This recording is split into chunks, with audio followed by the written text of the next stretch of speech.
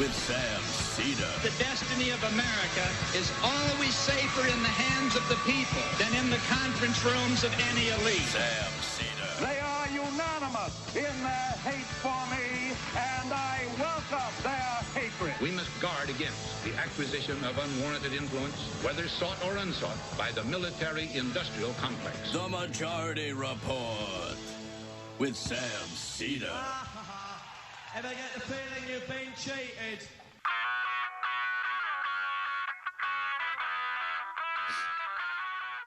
It is Monday, July 13th, 2020. My name is Sam Cedar. This is the five-time award-winning Majority Report. We are broadcasting live. Steps and steps and steps from the industrially ravaged Gowanus Canal in the heartland of America, downtown Brooklyn, USA.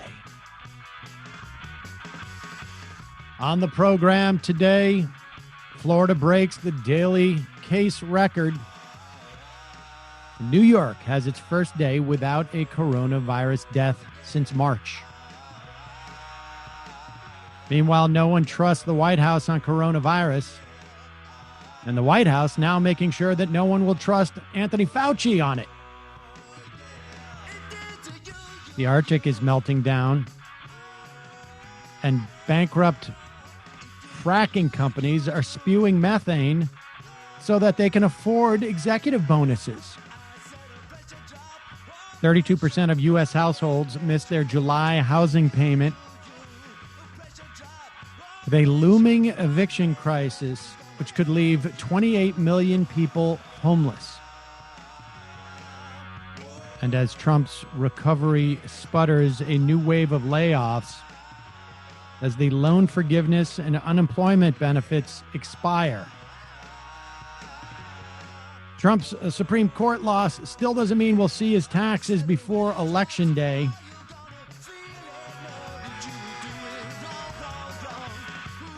And in the wake of Stone's commutation, Nancy Pelosi is really adamant that they will limit future presidents' commutations, while Bill Barr plots an October surprise. The wonderful story of Tucker Carlson's head writer, fired for producing racist content for a non-Tucker Carlson outlet. White House is now seeking to trap its own leakers. The Commerce Department Inspector General slams the department for siding with Trump over Sharpiegate.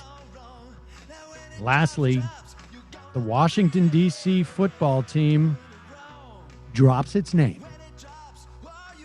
All this and more on today's program. Yes, ladies and gentlemen, welcome. Thank you for joining us. Glad to be back. I mean, at least to some extent. Certainly feeling better than I did before vacation. Thank you for tuning into the show over the week. We got a lot of great feedback on the interview with Stephanie Kelton. That was on Friday. Her book has now been a bestseller for a month. And if you missed that interview, go back and listen to that interview from last week on Friday. You will not be disappointed. A really important interview.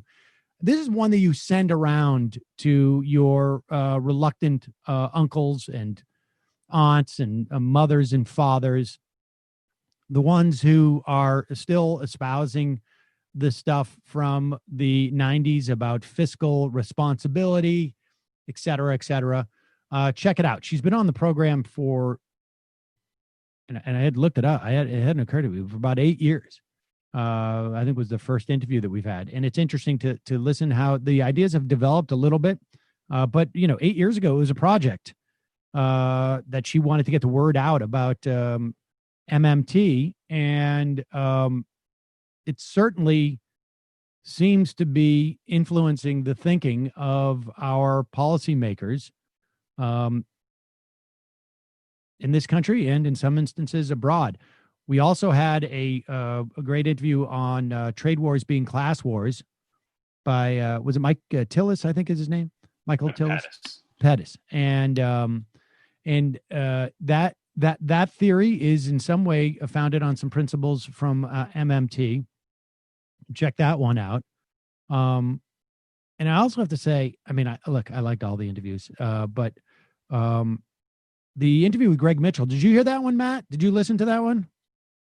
Remind me which one that was. That was the one about he basically uses a movie that was first the catalyst of this movie by Hollywood in the mid to late 40s was by some members of the Manhattan Project wanting to get their side of the story out because they were upset at how the atom bomb was used against Hiroshima and Nagasaki. And they wanted to warn the country essentially about a nuclear arms race. And the movie ended up getting bastardized, but it basically tells a story of how much the U.S. lied to its own citizens in many respects about the bomb and about the necessity for it. I mean, I think people still don't realize today that the idea that we killed hundreds of thousands of largely women and children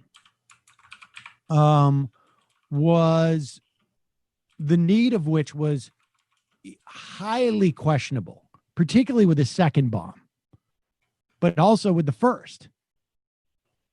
Highly, highly dubious. And there's, but it's a fascinating history. And Mitchell has written a couple of books on this, and in different ways he tells the same story. But it's fascinating. I would go back and listen to those, folks, if you're so inclined. Don't sleep on those, as the kids say. I hope everyone is well. We still in the midst of, obviously, a pandemic. It appears that we will be still for an extended period of time. 132,000 dead, 2.5 million cases, and counting, growing exponentially in some of the southwestern states, including, obviously, Florida, Arizona, Texas, California, reports. And the thing is that, places like Houston are not national media centers. So you don't hear the stories of ICUs filling up there. You don't hear it in half a dozen hospitals in southern Florida. I mean, this is going to be an increasing problem. The number of deaths, I think we're around now 700 a day, which is up from July 4th by about 200 almost. Remember, peak when New York was the epicenter was closer to 2,100 deaths a day. But just to put all this in perspective, and the big question, of course, is, what are we going to do when, in the fall in terms of, this is a big question for those of us who have children, or those of us who work in schools, I guess. I don't work in a school, but I do have children. And what's going to happen when the weather turns, at least in terms of the Northeast? What's going to happen? I mean, these are all questions, and there are no answers. Because the federal government,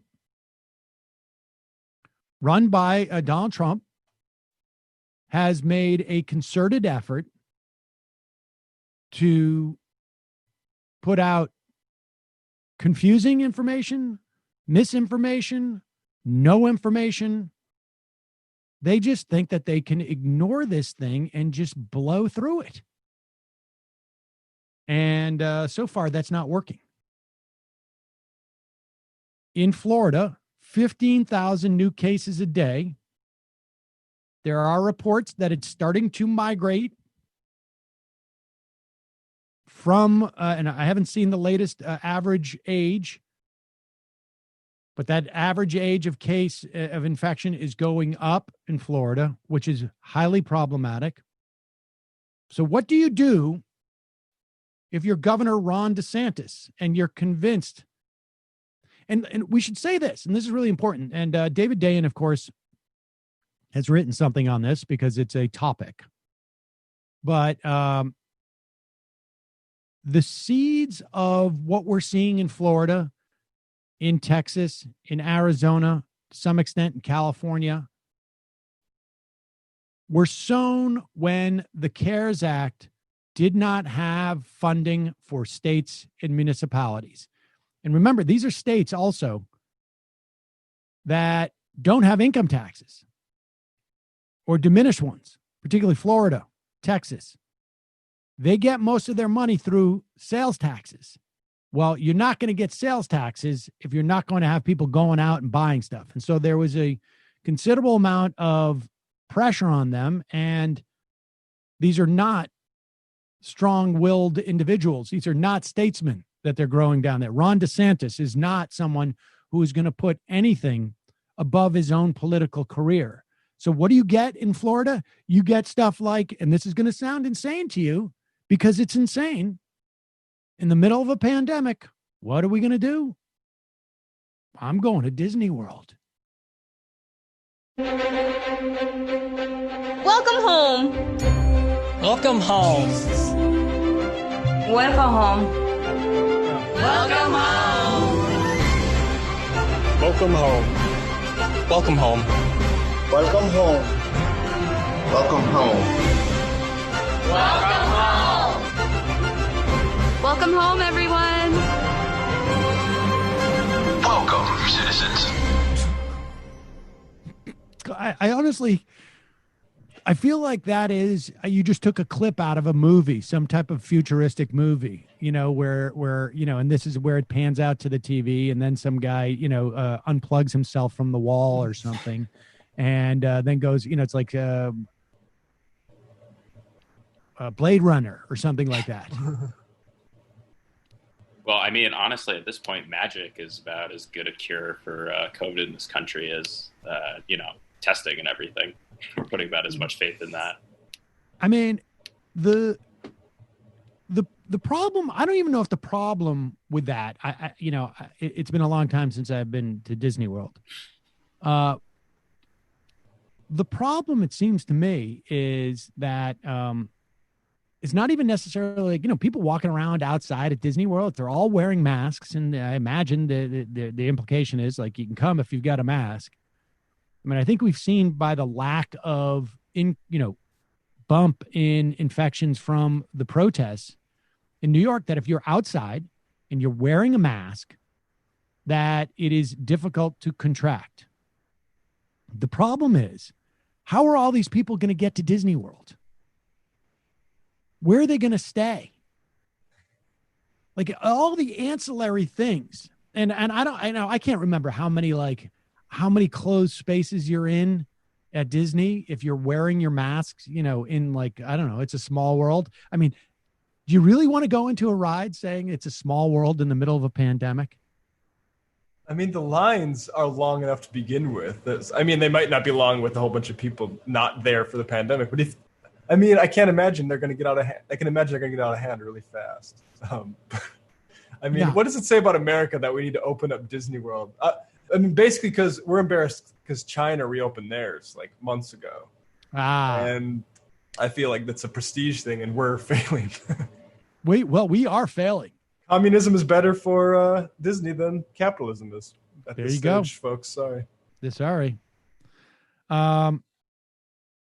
Oh, well, look at that. I've got a cup of what I'm about to talk about right now. Folks, you know, proper hydration, crucial for your immune system, can boost your immunity. It's also just generally healthy for you, particularly summer months up here. I go way too long without drinking any water, way too long. Well, with Liquid IV, you got the fastest, most efficient way to stay hydrated. I will sometimes, doing a little work outside, I'll forget. I'll come in. I'll know I'm going to get a throbbing headache like within a half an hour after I stop. And what I've been doing, leaning pretty heavily on my liquid IV. And of course, I also, it is now a regular, I have I got it right here. I keep it right on my desk. My energy multiplier liquid IV, lemon ginger. I make a bottle of that every morning, and I have my coffee, and they sort of like balance each other out. Coffee obviously dehydrates you a little bit, I think, because of the caffeine. Liquid IV contains 5 essential vitamins. It has more vitamin C than an orange and more potassium than a banana. One serving of liquid IV provides the same hydration as drinking 2 to 3 bottles of water alone. It's healthier than sugary sports drinks. There's no artificial flavors. There's no artificial preservatives, less sugar than an apple. It has cellular transport technology. Not sure exactly. I know exactly what that is, but it works. Liquid IV, it's effective. The optimal ratio of glucose, sodium, potassium delivers water and nutrients into the bloodstream. Plus, Liquid IV is donating 2.3 million servings in response to COVID-19. They're sending products to hospitals, first responders, food banks, veterans, active military. I love this stuff because it's not too sweet. And I got to tell you, the energy multiplier, it works big time. When I used to take airplanes, I would bring it with me. If I drink a little too much, I'll take one at night. I'll take one in the morning. I'm all set. Liquid IV is available nationwide at Costco and Target, or you can get 25% off when you go to liquidiv.com. Use the code MajorityRep at checkout. That's 25% off of anything you order when it's promo code MajorityRep at liquidiv.com. Get better hydration today at liquidiv.com, promo code MajorityRep. And also, not a great time to go out clothes shopping. But one of the problems you have, obviously, when you're shopping for clothes online, you got a fit issue. You also got, frankly, like, how do you, I'm a clothes browser. I don't like to go into the shopping place, but I like to browse for clothes. Well, how do you deal with both those problems? For me, Stitch Fix. It's a personal styling company. Makes getting the clothes that you want totally effortless. It's a completely different way to shop. It's all about you, and it's all about you every time. To get started, go to stitchfix.com/majority. You set up your profile, and what happens is they deliver great looks, personalized just for you, in your colors, your styles, and your budget. You go in, you say, like, I'm an autumn. Well, you don't say that. You say, like, I like this color, that color. These are the type of shirts I wear. Checkered shirts, button down, soft collar, whatever it is. You don't have to exactly get my style, although probably couldn't hurt you. You pay $20 for a styling fee for each fix, and it's credited towards anything you keep. You schedule at any time. There's no subscription required. You're not obligated to do it over and over again. Plus, shipping, returns, and exchanges are easy and free. Stitch Fix does the hard work for you. They make great styles effortless for everybody, men, women, kids. For me personally, my big scores were those Chuka boots, right? Brendan, is that the Chuka boots? Yep, the Chuka. right. Yep. Or am I saying that wrong? Chuka. I say Chuka, but all right, the Chuka ones, the penguin ones. And I got those sort of like jeans, but they're, nicer material. I don't know I'm not good with, that's the thing. That's why I like this place, is I don't have to really think about it. They're Flag and Anthem 5-pocket straight pants. The 5th pocket's the little tiny one you put your change in or whatever it is. And then I got a flannel shirt too that Mila, of course, stole immediately. She's into flannel now. And then they sent me a mock turtleneck, and I was like, beep, beep. I don't want it. Send it back. Super easy. I'm not into mock turtlenecks, and now they know. Get started today at stitchfix.com/majority. You're going to get 25% off when you keep everything in your fix. That's stitchfix.com/majority for 25% off when you keep everything in your fix. Stitchfix.com/majority. Check it out, folks. I know you'll enjoy it. All right, let's get into a couple other things that are going on. I mean, maybe this is a little bit myopic for me, but this is the big question. The implications of school, in terms of obviously like having a generation of kids who are going to have significant deficiencies in their education is highly problematic for a society. And I got news for you. We are, to the extent that this is a competition, it's not even a question of competition. It is doable. We are we don't seem to be capable of doing much at this point relative to the rest of the world. And I don't care who you're talking about. New Zealand, Europe, Vietnam, it doesn't matter. We're doing it worse. And the implications, I know a lot of folks who listen to the show, watch the show, don't have children. No, a decent amount do. One, it obviously frees up people to work more. You're talking about less stress. But for many children, specifically in the context of, like, let's say New York, where they get their food, where they get protection from any problems that might be going on at home, is school. It shouldn't be that way. We should have a better system for this, but that's the one that we have right now. And there is just a tremendous amount of questions around whether it is safe for children and safe for parents and safe for teachers to send children to school. And it could be different for elementary school kids in terms of the risk-reward situation than it is for high schoolers. I'm of a bunch of minds of this, and it changes every day in my mind. But we do know, like everything else, like we've seen already in terms of deaths and infections and in terms of job losses, it will, the decisions that we make in this, the people who will suffer the most are people who are of lower income, working class income. Those are the people who are going to suffer the most, and those kids. And so what can we expect from the federal government in terms of guidance? I understand every location is different, and maybe the federal government can't say, school in this district in Iowa should open.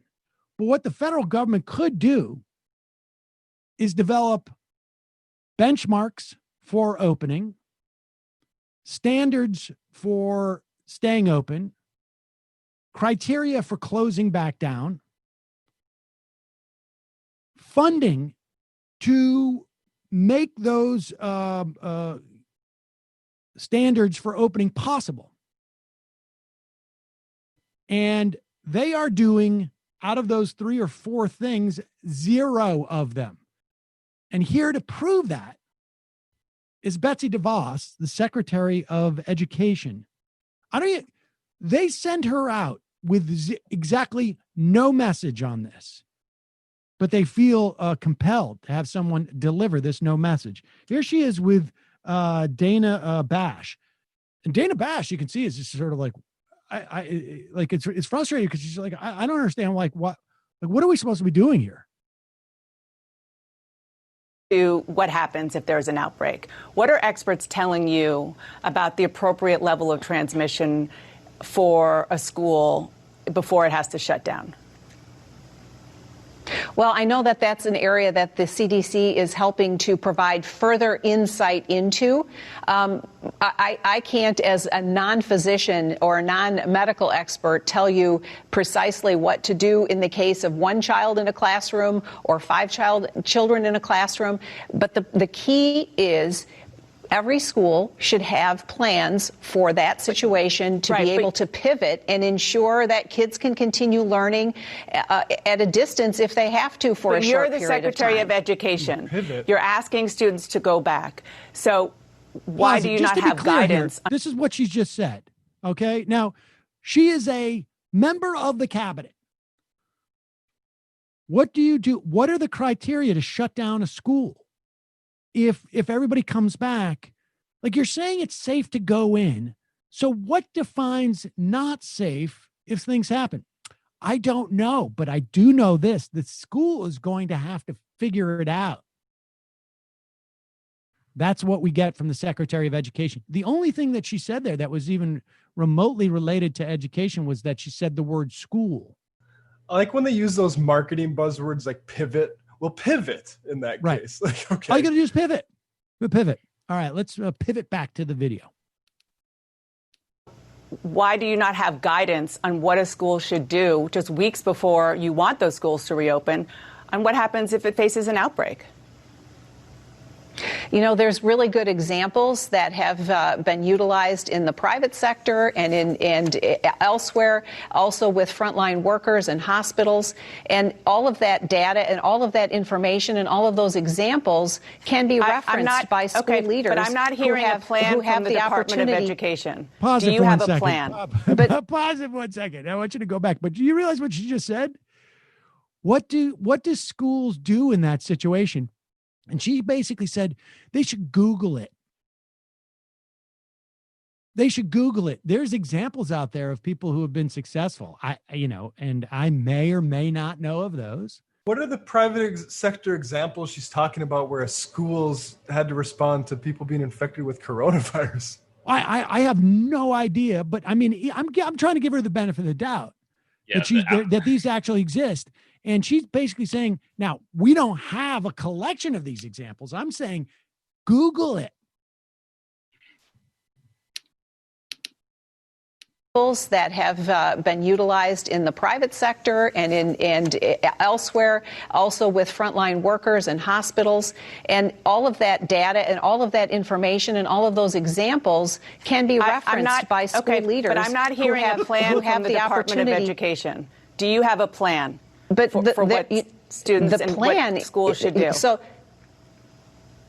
schools should do what's right on the ground at that time for their students and for their situation.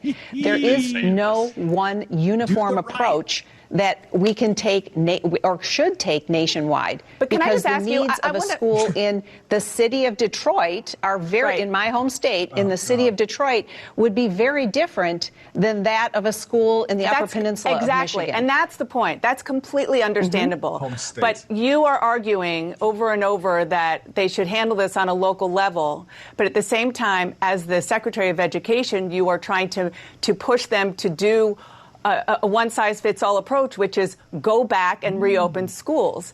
You can't have it both ways. I am urging all schools to open and to be providing their students a full-time education. So, I mean, yes, Dana Bash discovered the complete, I wouldn't even call it hypocrisy, contradiction in what she's saying. She's saying, I am saying all schools should open, do a full-time education, but I also want to make it clear it's not one size fits all. But really the issue here is they're not providing any one iota of help here, of structure, of principles, of like, you know, you can these are the benchmarks when you close down. These are the things you should do. These are the things you shouldn't do. Not even suggestions. They're just telling them to go out and Google. Yeah. And meanwhile, it's like, this is insanity. Here's the problem too, is that it is almost impossible to divine exactly what the risk is. And even if you had a chart that said, like, you're in a community where there's this many infections and this many people dying, it's not even a question of like having the right answer with that cross-reference. It's just very difficult to have a real sense of what the danger is of children transmitting, catching. I don't think that from a physical standpoint, if a kid gets it, an elementary school kid gets it, that there is much evidence that is going to be fatal to them. And for younger children, it appears like there is no, so far, to the extent that we can tell, there is no long-term damage. The problem is that we still don't know how dangerous of a vector these kids can be. We don't know what the danger is to teachers. Now, you could set up a situation where the teachers are basically at arm's length from the kids. Maybe they're behind, some type of, protective device. Maybe you bring in younger assistants to, that the teachers say, like, can you go over and tell Johnny to, be careful with it? I don't know. But there's no resources. There's no funding. There's none of this can happen. And it's all happening at a time where you have cities and towns and states cutting because they have no funding. And we are barreling towards this, we're 5 or 6 weeks out, max in some areas from starting schools. In others, maybe we're about 8 weeks out from starting schools, and there's absolutely no guidance, no help, nothing. And this is becoming emblematic of the entire response, right? We're hearing the same stories about testing shortages, testing turnaround, and states being like, we need these resources, and we're not getting anything from the federal government. Meanwhile, the federal government is saying that the states aren't doing an adequate job in providing X, Y, and Z in every aspect of this, situation. And I'll tell you, every day I am determined. I really want to send Saul back to school. I'm not, my son's going into second grade. I think he needs the socialization. I am worried. I'm not quite in the crosshairs in terms of, I think if you're over 75 and you get it, you're, the death rate is maybe double digits. 10 or 11% chance of dying, maybe a little more. I'm not sure what the latest numbers are, but I'm getting up there. I don't know that I would send my daughter, who's headed into 10th grade, because of the nature of the school is much more crowded. Kids that age can contract it easier, it appears, than elementary school kids. But this morning I get up, I look at the news, a story out of Syracuse. A daycare center, 16 people got it, including, I don't know, half a dozen kids. And part of it is because this administration, and I say this administration because there's not a single state that is capable of setting up a nationwide testing regime that could be efficient. They're just not capable of doing it. And it is not profitable and worthwhile to the private industry to do so. This is explicitly something that the federal government should be doing, is best suited to do.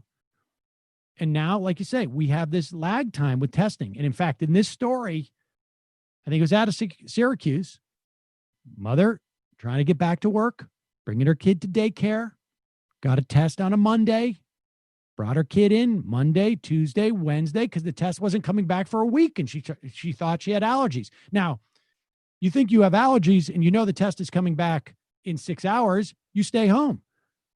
You think you have allergies and the test is coming back in 24 hours. All right, you'll bite the bullet. You'll stay safe. Keep the kid at home. You won't go into work. But if you think it's 7 days and you got allergies, and the next thing you know, 16 people have it. And the whole point of the shutdown was to build capacity to deal with this going forward. And it's all been squandered.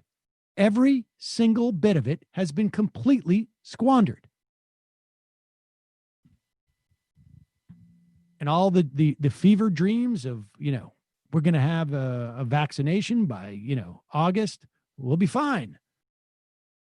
There are now, some mixed reports as to, how much antibodies you get, how effective the antibodies are in terms of your ability to get reinfected.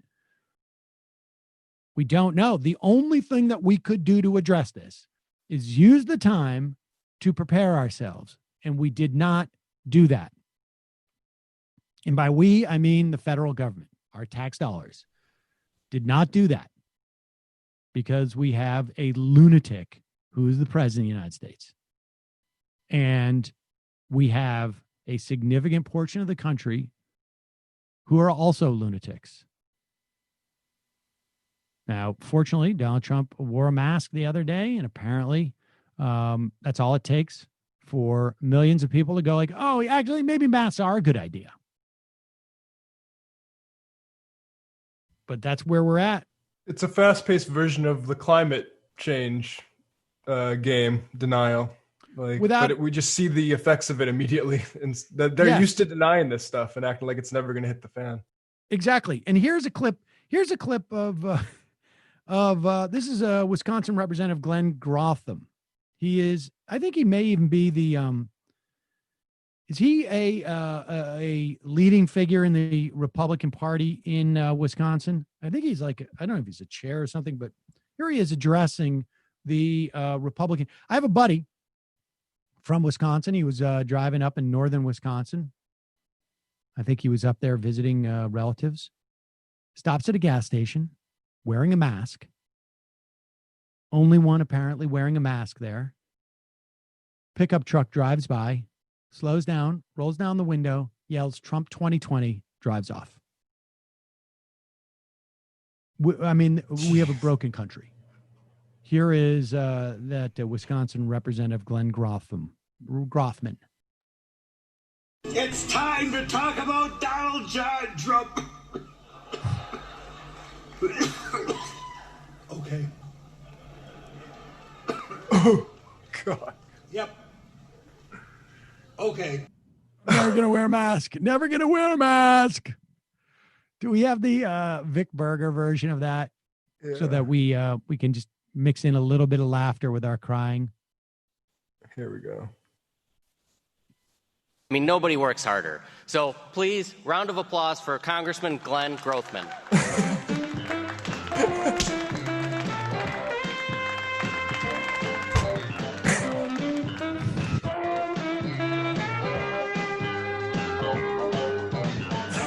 Well, at least they're distancing. Oh, my God. Well, it's time to talk about Donald John Trump. Oh, God. Yep.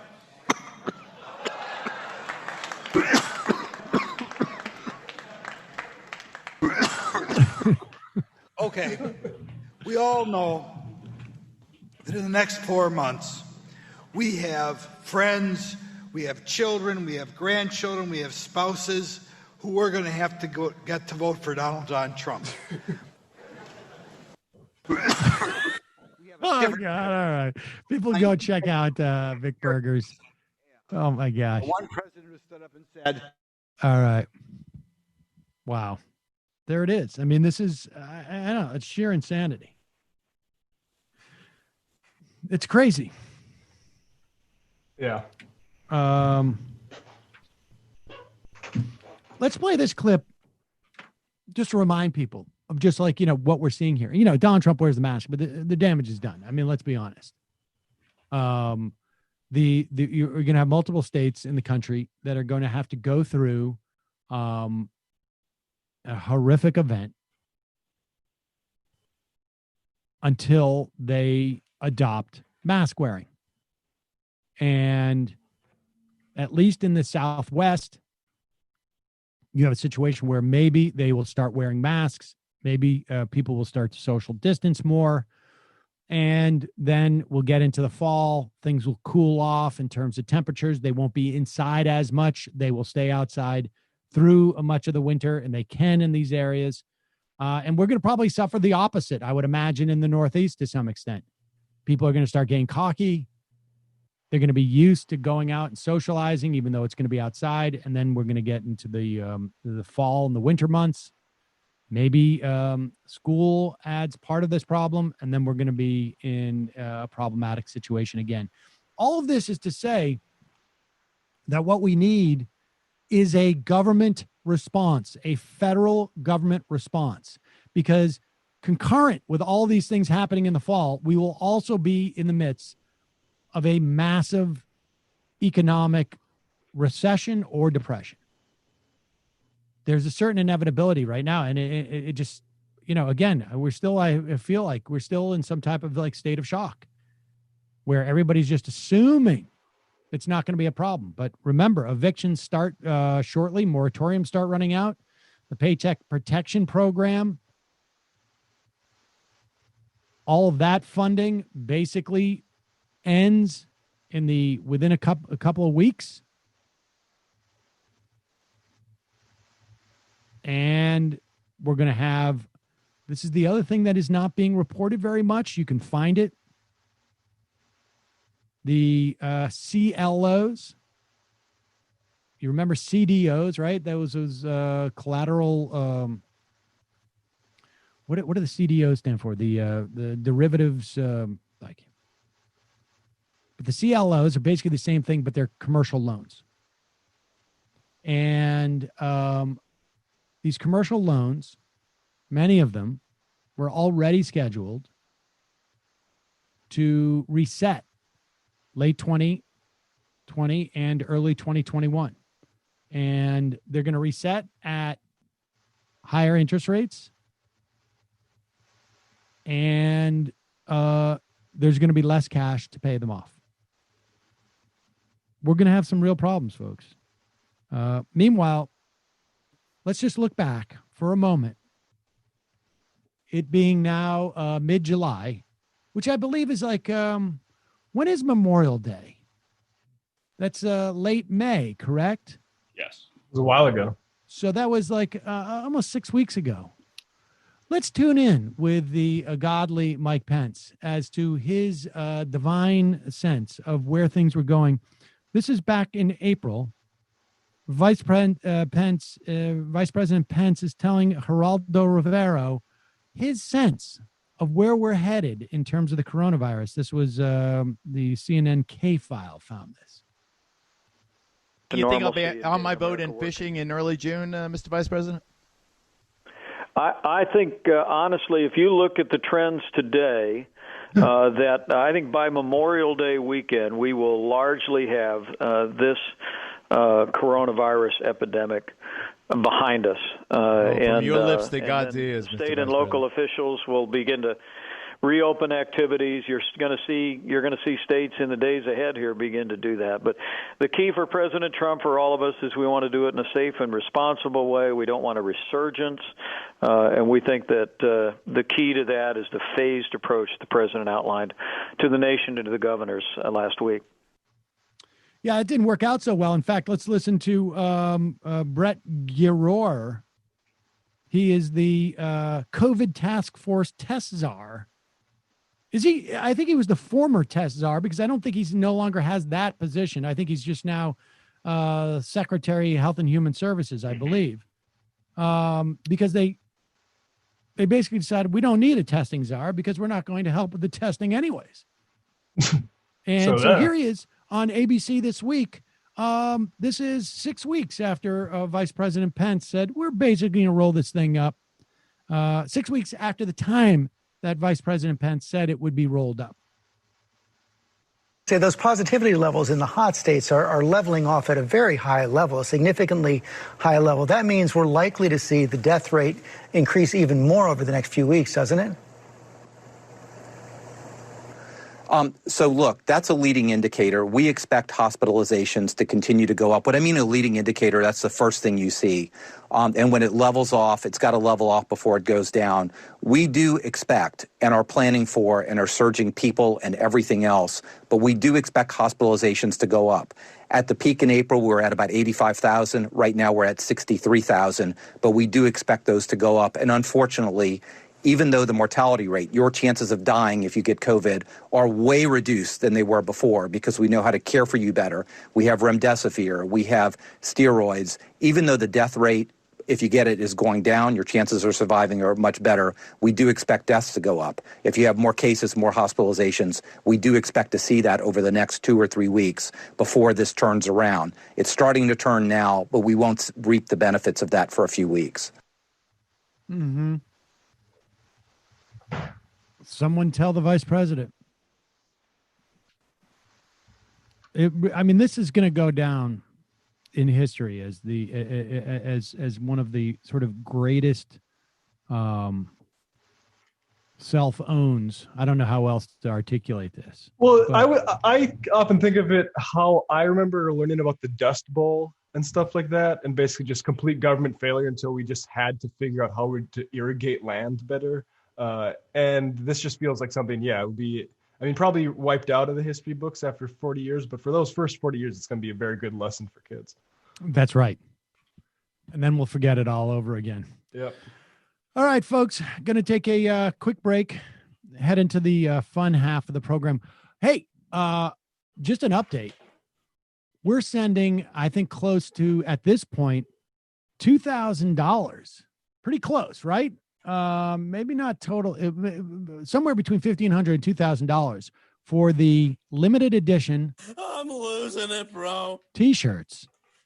The phrase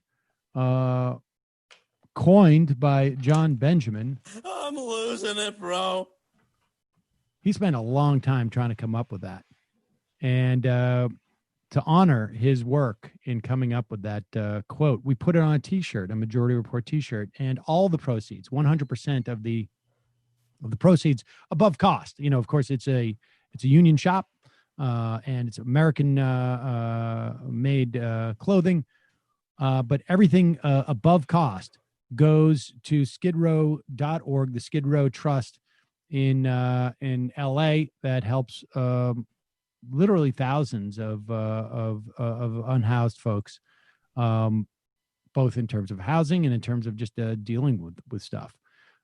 Also, our masks continue to sell like hotcakes, or like masks. I think we may even have to redo that. And all the proceeds from that goes to the Northwest Immigration Center.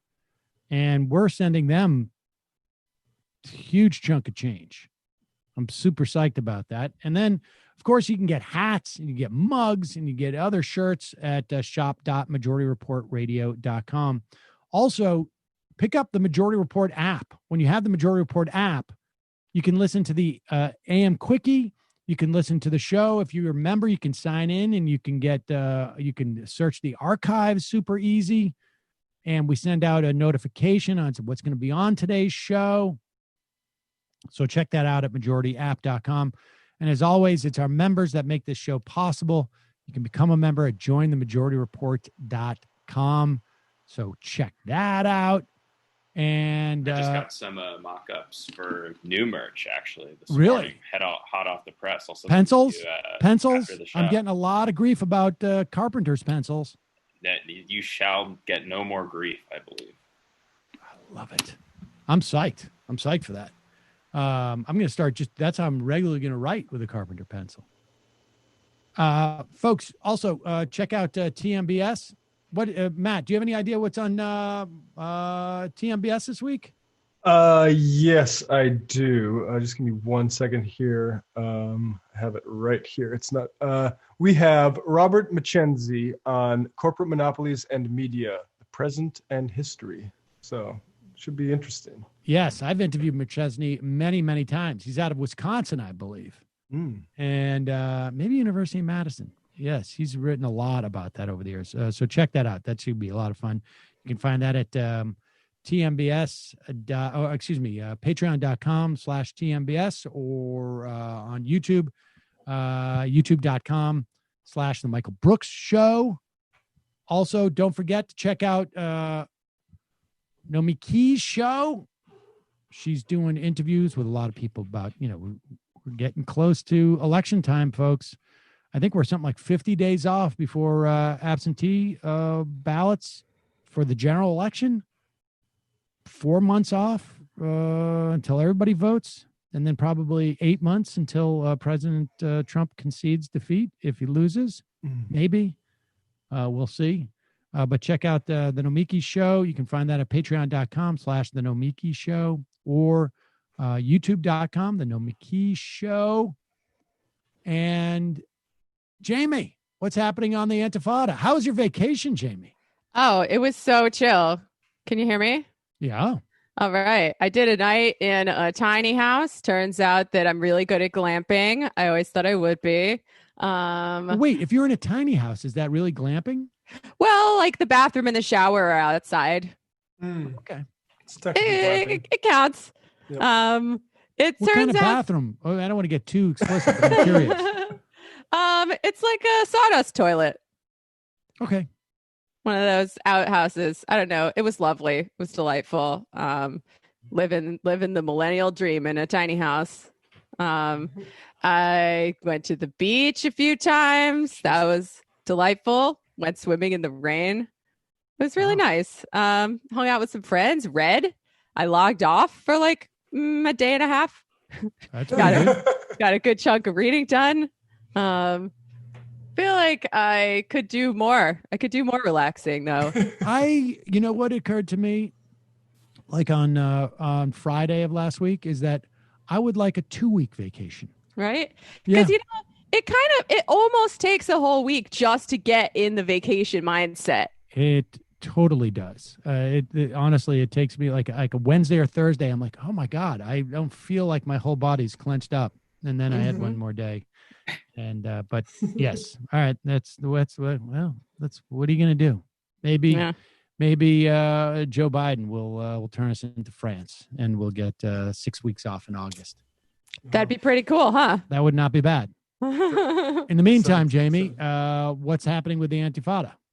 Well, this past week, we released an episode with returning guest Brandon Sutton. Viewers of this show may recognize him from The Majority Report, Pretty Bad Lefty on Twitter. We talked about Kanye 2020. We talked a little bit about the musical Hamilton, which is bad. We talked about the rebellion for Black lives, radicalizing the libs, and why the DSA should have more game nights. So check that out. Also, this week, we have a new History is a Weapon coming with Sean KB and Matt Chrisman of Chapo Trap House. This is a 2-parter on conspiracy theories, folks. They're going super deep. So I'm excited to hear what they have to say, because Matt's had some pretty good rants on Instagram lately. And that'll be out on Wednesday. We're doing the first part for free on Wednesday, the second part for patrons on Friday. But as always, if you don't have any money, just email us and we'll send it to you. Oh, also, my panel at the Socialism Conference was postponed due to technical difficulties. Yeah, they couldn't run 3 streams at once. It was apparently they'd never done it before. It was tricky. So it's going to be this Friday, I believe. I'll post the info in that's good. Yeah, I was all psyched up to do it. I was all nervous. It was on the 4th of July. I just wanted to get it over with so I could go have fun, watch all the CIA fireworks going off around the neighborhood. But it got postponed, and now I have panel blue balls, and now I don't even feel like it anymore. But I'm sure it'll be great. I'll get back in the mood. It's fine. Oh, been there. Matt, what's happening in Literary Hangover? I did a couple afternoon streams last week, twitch.tv/literary hangover, and released the final installment of our reading series on George Orwell's Lion and the Unicorn, which is George Orwell writing during World War II about how patriotism is compatible with socialism, which is actually relevant to a lot of ongoing arguments on the left. And Orwell had a take on it that I think, is objectionable in certain ways, but interesting. So you can check that out for patrons. And the first part is available on the free feed. That does sound interesting. All right, folks, number 646-257-3920. I have turned the phone machine on. I am now revving up our IM. I will take your IMs. You can IM the show through the app at majorityapp.com. See you in the fun half.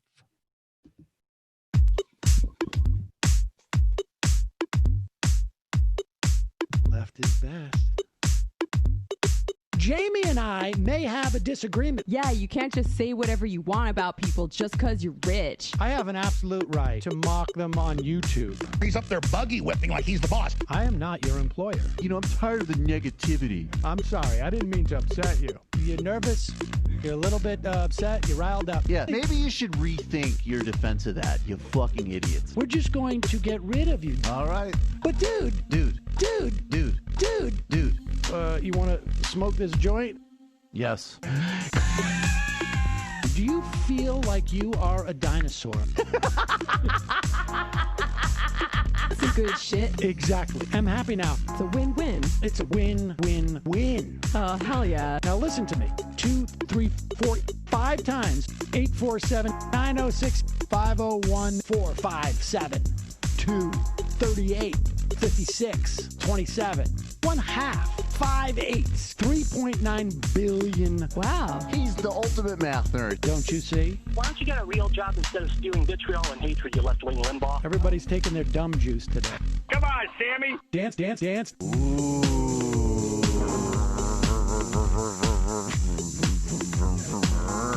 Rand Paul. I had my first post-coital scene with a woman. I'm hoping to add more moves to my repertoire. All I have is the dip and the swirl. Fine, we can double dip. Yes, this is a perfect moment. No. Wait, what? You make under $1 million a year. You're scum. You're nothing. Excuse me? Fuck you, you fucking liberal elite. I think you belong in jail.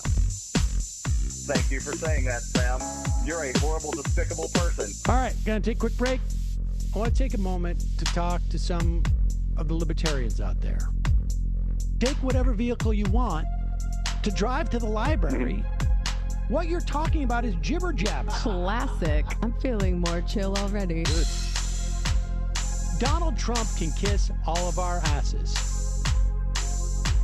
Hey, Sam. Hey, Andy. You guys ready to do some evil? Hitler was such an idiot. I think I might be a Nazi. Agree. No. Death to America. You. Yes. Wow. Wow, that's weird. No way! Unbelievable. This guy's got a really good hook. Throw our hands up. Ooh. Wow. But Sam, I gotta get off. No worries. Let's. I want to just flesh this out a little bit. I mean, look, it's a free speech issue. If you don't like me, Hey, shut up. Thank you for calling into the Majority Report. Sam will be with you shortly.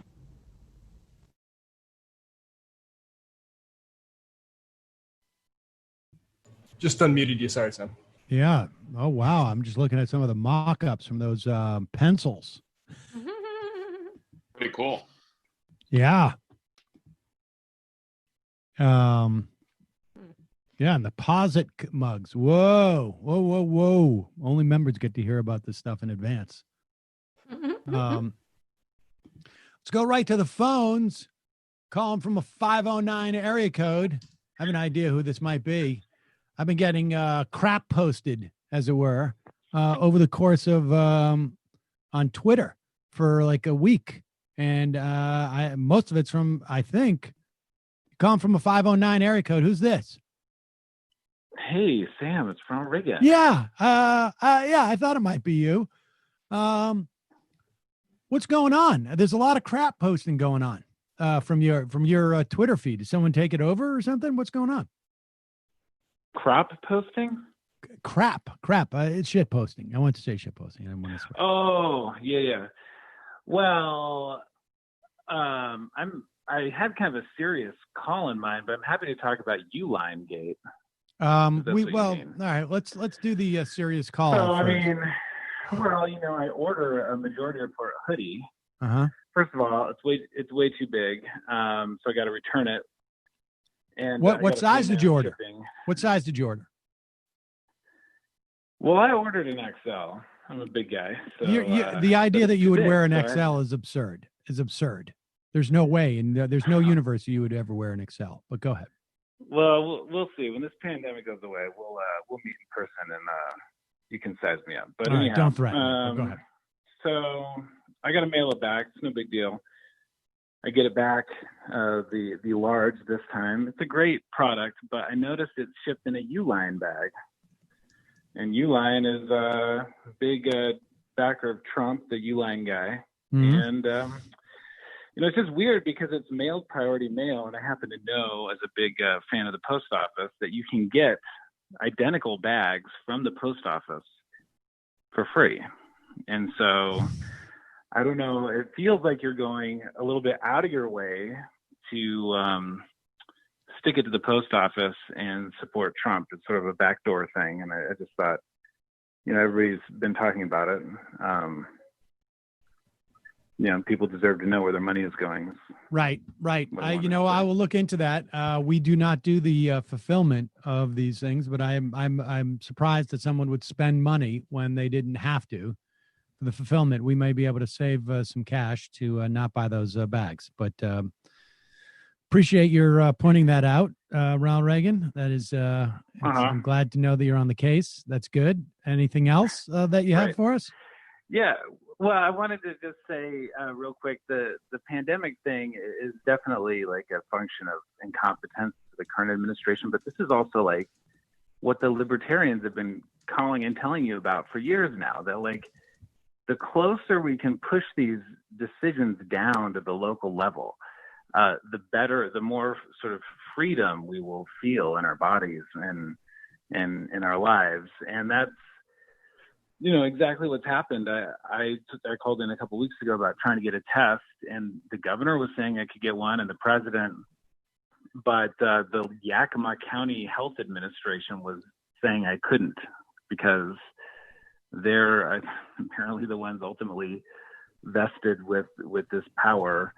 And we have no contact tracing here, like literally none. And my sister was telling me today that she was supposed to go to Hawaii with a friend and that got canceled. And so her friend's going to Florida with a bunch of kids who work in like pizza parlors and yogurt shops like around town in Oregon. And they're going to go vacation in Florida.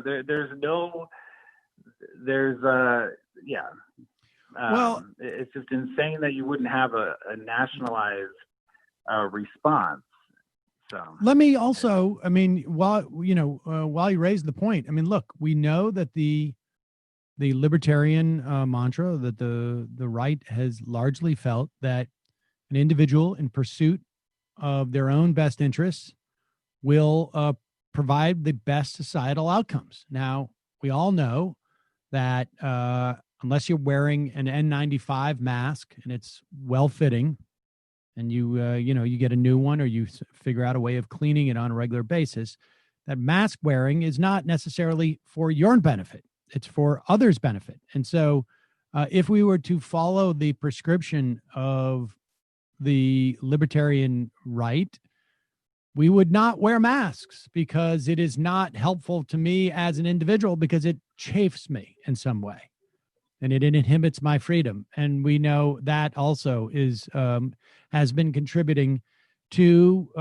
the epidemic. I think it's going to take another couple of years before people start to identify as libertarians in public again, because it is a complete fallacy. And also the neo-Confederate sort of fallacy of like, we need to hyper-localize everything is also absurd. There couldn't be a more important time to have a federal government providing standards and criteria for things and funding things like testing or contact tracing. They attempted about a month and a half ago, there was an attempt by a bunch of states to like develop contact tracing systems, and then they just fell apart because they didn't have the funding for it. And right. Now we're just effed. We're just completely effed. And have you ever been to Belize? I have. Yeah. So I drove across Belize a few years ago, and I did too. When I was planning the trip, I imagined it being like a big highway, like to Guatemala, right? And it turns out the main road across the country is like a regular street. Yes. With potholes, and it's a country with like real problems. Well, I was just reading in National Geographic, they posted an article yesterday. They're closed to Americans till mid-August, and then in order to go back, you've got to have proof that you've tested negative in the last 72 hours, which like I can't even get a test that fast. And this is a country with like serious infrastructural problems, and they have a more coherent response. I don't mean to like talk trash about Belize. It's a fine place, but like, they don't have any real infrastructure and, sort of this tourist economy. And even their response is better than more ours. Coherent and better than ours. Yeah, there's examples of this all around the world. In fact, I think it would be, you'd be hard pressed. Well, no, I feel very confident in saying this. There is no country with the resources that we have that has done a worse job at this by far. By far.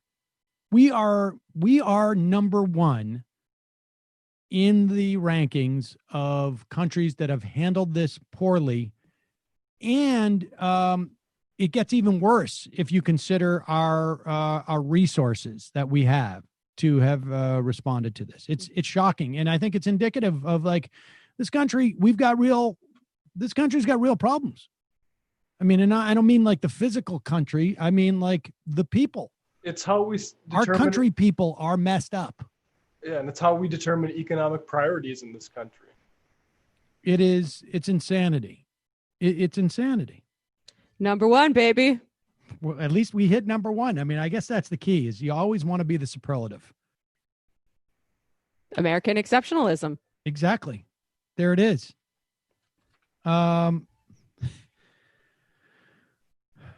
Here is well,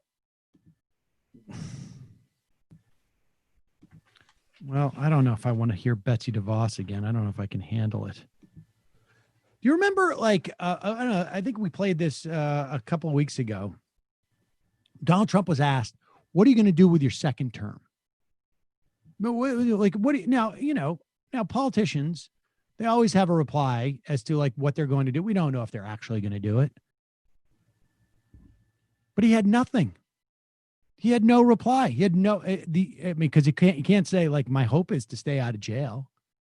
That wouldn't be appropriate, even on Fox.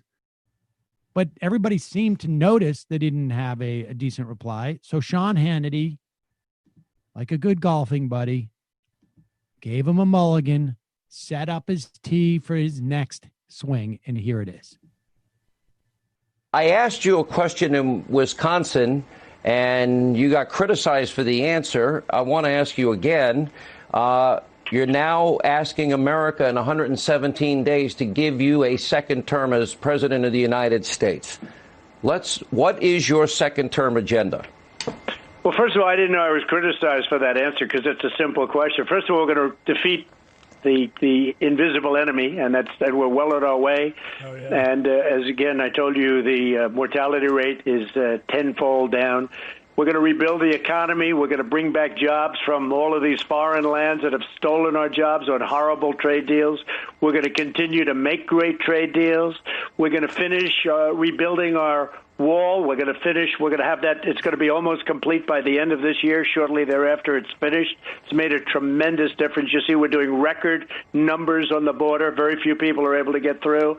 We're rebuilding with our military. We've rebuilt the military, $2.5 trillion. We're fixing up the VA for our vets. What the job we've done there between choice and accountability. We have choice where they can go out and get a doctor.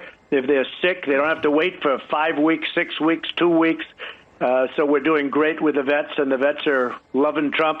We're protecting our Second Amendment, so important. We need more judges and more justices. You see that now with the Supreme Court more than ever. And the next president, I've had 2, and the next president's going to be able to pick 2 or 3 or 1 or whatever, but a lot of justices. And that means everything, whether it's for life or other things. I mean, it means so much. But protecting the Second Amendment, getting more judges, all of the things that we've done, nobody has done what this administration has done in the first 3.5 years. Nobody's even come close. When you look at everything that we're doing, now what we're doing is working on lowering drug prices and knocking out special interests because it's not easy. We're fighting for choice. We did it for the veterans. Now we're doing it for school, too. We want choice in school so a parent can take their child to a school of their choice. And that's happening very good, very, very well. And we have many things that we're doing. First off, they really, I mean, they had a list in front of him, and he still couldn't help himself. He's like trying to say, this is what we're going to do in the future. But then he says, like, but we already did it. Yeah. We just need to keep it done. And you can never have too much of a good thing. That's what my second term is. We've already done all these things. We're going to be done with the wall probably before my end of my term, but we'll redo it. We'll rebuild it. We're going to build it. 2020 mission accomplished. We're going to take it down and then rebuild it, just to rebuild the wall again.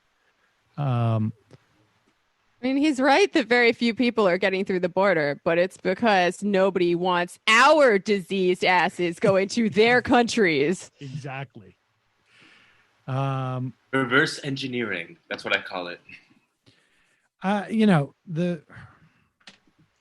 Apparently there's a big panic on the Republican House, in the House and the Senate caucuses, because they're not raising any money.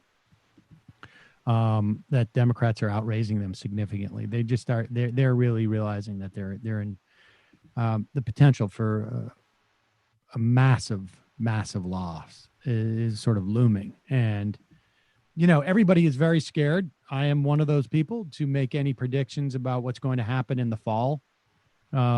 Obviously, at the very least, we've learned that, who knows what's next around the bend, in terms of what, it's in terms of the news, in terms of the dynamic. But right now, things are looking pretty good for Joe Biden and the Democrats to beat Donald Trump in the fall.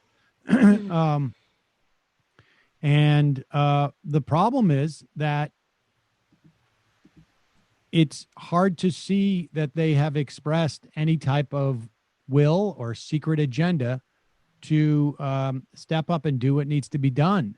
Certainly, they seem to be timid to do it now. Maybe they don't want to give Donald Trump a win, which I can understand the impetus. And I don't know. It's debatable on the moral justification for that, frankly. It's hard to imagine that Donald Trump wouldn't say, if the Democrats came out and said, we want to give everybody $1,500 a month, if Donald Trump wouldn't go, I want to give $2,000 a month for everybody. And he wouldn't sign off on that, at least until I don't know, November 10th or something. Yeah. And go ahead. I was just going to say, I think you might need to get the Peterson Foundation to sign off on that first. Well, I also think that the Democrats are afraid that they don't want to give him a win. Yeah. And I don't know how I feel about whether that is justified at this point. I mean, the immiseration that we're going to see in this country already, and the anxiety that's created by people who are like, my extra $600 a week is going to run out soon. I'm going to be evicted soon. But I don't think that gets significantly better if Donald Trump wins. I think that gets significantly worse. So I don't know. I really don't know how to make that moral calculation. Yeah. Well, I wouldn't put it past him to pass some kind of additional stimulus, but I feel like it's not going to happen. I have no idea. I mean, I think you might be right. It's hard to say. Like, we were all really scared at the outset that the Republicans were going to get to the left of the Democrats in terms of getting money and services to people who need it. And I haven't seen a lot of evidence of that happening. I would agree. And what they've done is they have starved municipalities and states. And that's where we're going to see you're going to see a bunch of state layoffs. You have a lot of municipal layoffs. You have, see more disaster. Calling from a 847 area code. Who's this? Where are you calling from? Hey, it's Josh from Chicago. Josh from Chicago. What's happening, Josh? Well, your masks are a hit with my family and family members, so I've been sending them around to people to get them. Great. So, good job. Great. Well, I can't take credit for that. That is out of the Czech Republic. Oh. Well, I'll give credit to the Czech Republic instead of Sam Cedar Majority Report next time. Appreciate that. But I wanted to call in because, Sam, I know you're a huge Andrew Cuomo fan. In fact, I think you wanted him to run. Remember you telling me you wanted him to run for president this year. We're bummed he didn't run. And so I know it's hard for you to say, but I think it's time we admit that Governor Nixon might have done a better job of handling this coronavirus pandemic than Cuomo. I know it's tough for you to admit that, but like, in all seriousness, do you actually think Cuomo, when the second wave hits in the fall, which it likely will, do you actually think Cuomo will be able to competently handle this crisis? Because we've seen how he didn't pay attention to the medical experts at all when they told him to shut down, and we also see like the nursing home crisis. Yeah. I'm going back to New York in a week, and I'm pretty scared for what's going to happen in the fall when we're likely in a situation where we're going to be in one of the epicenters for coronavirus again. I don't know what your thoughts are. My sense is this, is that it will never get as bad as it was in April, because one, even Cuomo can't be stupid enough to do what he did the first time by putting patients into nursing homes because of the lack of capacity. There's just no way that you could make that mistake twice. And I think that New Yorkers themselves now are, my sense is there's probably no greater concentration of people in the country who are wearing masks on a regular basis and more diligently than in New York City. And I've been in and out over the past couple of months a couple of times, and it's, I feel like it's, anywhere from like 90 to 95% compliance. Yeah. Even just like walking down the street. Mm-hmm. And so I think there's a potential for a second wave, but I would imagine the only thing that could make it worse would be if there is some dynamic where the virus mutates and gets worse, or that there's some dynamic that if you can catch it a second time, it becomes worse. That's the only way that I would imagine that be the case. Because I think the problem's going to be is that we really don't know what type of protection you have if you've caught it already. And so we have a lot of people walking around who have taken antibodies tests who are like, I can't catch it because I have the antibodies. Why else would I get measured for the antibodies if it didn't mean that I can't catch it? And I have a feeling that cohort of people on top of just regular, I think is going to be a problem. But I think it's going to be shorter and it's going to be, hopefully not as fatal. I don't think we're going to hit the fatality rate that we had in that first month. Because there's been developments in terms of like treatments and this and that. But, I think we're also going to have a better sense in a couple of months of like what the long-term impact is. Like, I've read stuff like neurological damage, kidney and. Have you seen the heart rate increase that sort of appreciate remains? The call, Josh. Sam, have you heard that story? I've seen a few things about that. Like people see their heart rate remain high after they've recovered from coronavirus. Yeah, I've heard all sorts of different things. I like people still have lingering like taste issues. People still have trouble breathing 8 weeks later. I've heard both anecdotally in terms of what we read. I mean, we just, I imagine that this is what it's like when there are novel diseases, but we know about it because it's also highly contagious. You know what I mean? Like, there's got to be, at various times, like, communities of doctors going like, we've got this new thing. We don't know what it does. We don't understand what it is, but we know that like 6 months later, there's this problem. We don't know anything else. We just don't hear about it as lay people because it's not a pandemic. Calling from a 478 area code. Who's this? Where are you calling from? Good afternoon, Sam. This is Jeff from Georgia. Hello. Jeff from Georgia. You've changed. Yes, Jeff from Georgia in Eastern European zone. Sam, I call with you a very important message for you and for audience. If you ever want to see Sam Mustache again, you will go to visitingpresident.com. You will listen and hear about Marxist sort of economics and why the mode of production we are experiencing is not just incapable of responding to crisis, but is actually indicative of accelerating crisis during this pandemic. Sam, will you transmit this message? Wait, what? What's the website again? Could you say that again? The website is Dissident Peasant. You must look for Dissident Peasant podcast. It's best podcast. I am not personally affiliated with podcast, but it's good podcast. You must listen. Dissident Peasant. Okay. Yes. Or you'll never see mustache again, Sam. Never see mustache. All right. I mean, does that mean I can stop shaving? It doesn't matter, Sam. We all know your testosterone too low to grow. Isn't it the opposite?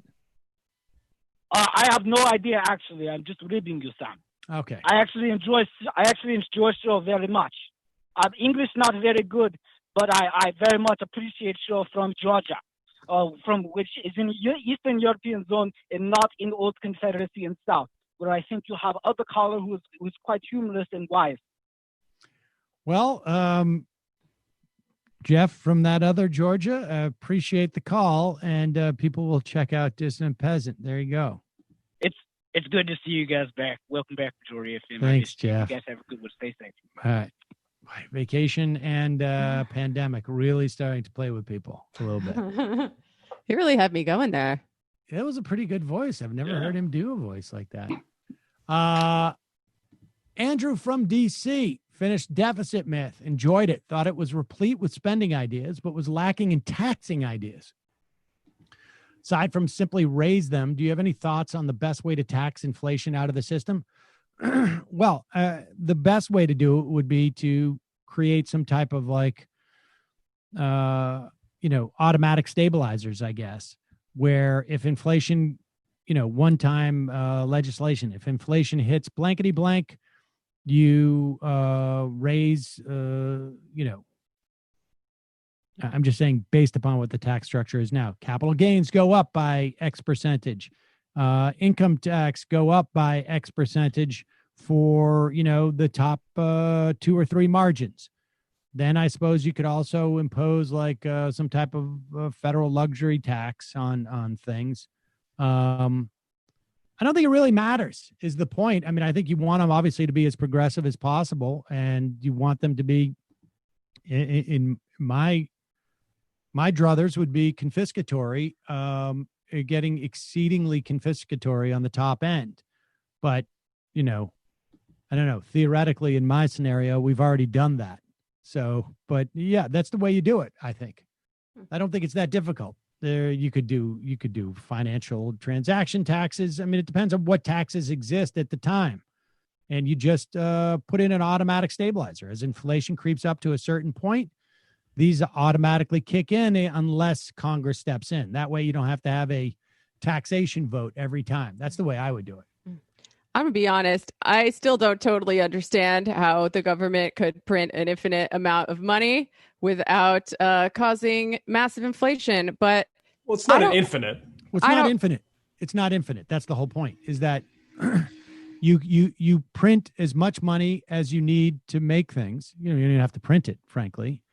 And it only when the economy overheats, which it won't necessarily do. I mean, that's the point, is that there is a dynamic in which you can claw back some of this money and take it out of the economy. But the idea is that you keep printing money until the slack runs out.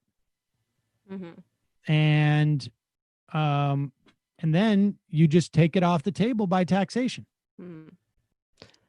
Yeah. I mean, at the end of the day, I'm probably going to remain somewhat agnostic about the viability of MMT to fund the welfare state, but I don't really care, because if it helps us convince people that we can pay for a generous welfare state, then fine. I'm still going to do my project where we need to take it all the way regardless. So I applaud the MMT folks as fellow travelers to a point.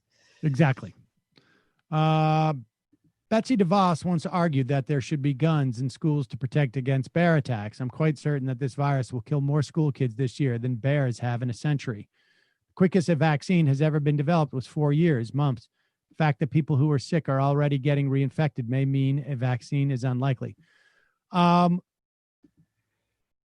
I don't know about that last statement in terms of a vaccine. I mean, it would be if it was based on there was a therapy they were contemplating putting antibodies in people, but you may be right about the vaccine. I don't know if more school kids will be killed than bears have been in a century, to be honest with you. I think the real issue is less that school children will die from COVID, because there's been very few deaths of school children, is my understanding, school-age children. But what will happen is that they bring it home and they will infect parents and they will infect teachers. Children, for whatever reason, and I've seen different speculations, just simply don't get it that badly. And then the question is like, you know, how easily do they transmit, and how would you mitigate that? I'm happy now. Sam, my libertarian stepson who invests in metals, is against MMT because he believes our fiat system is crashing. He has a degree in finance and is way smarter than me. Can you respond? Well, it's not. That's my first piece of evidence that it's not crashing, is that it's not crashing. And that our system, we've been a fiat system for 40 some odd years, 50 years. It's fiat. But there's this feeling that saying the words fiat makes it seem like it's a problem, and it's not. I mean, U.S. bonds were downgraded, last year? And have we had any difficulty in selling them? I mean, the only reason, and frankly, we don't need the bonds, according to MMT. I mean, we can keep the bondholders, but, you know, in this last interview, Kelton said, like, you know what, I've come to the conclusion that we don't even need the bonds. Well, if we don't need the bonds, we don't need the bonds. We don't need the bonds. We don't need the bonds. I mean, it is possible that the U.S. will cease to be the global hegemon in the way that it is now. In fact, I would say we are headed there on a decline of speed. I'm not sure yet. I don't think anyone is, but it is possible that we will not be the world's fiat currency forever. It is, well, that we will be the standard currency, the most universal currency. I mean, it's possible. That could happen in 50 years. 60 years, 70 years. But one could also suggest that, like, if we had, for instance, there's a fast train that goes apparently like across France now that costs something like, I don't know, $15. It's like a commuter rail. And, like, you know, the idea that you could, I saw this on Twitter, you know, like the idea that you could live in Philly, let's say, and go to school in Boston, because it takes you whatever, an hour, or, you know, 60, 70 minutes, you know, to take, and it would cost you $10 or $15. I mean, if we would actually spend the money to do these things, be productive, to provide single payer healthcare and this and that, it's going to strengthen the country.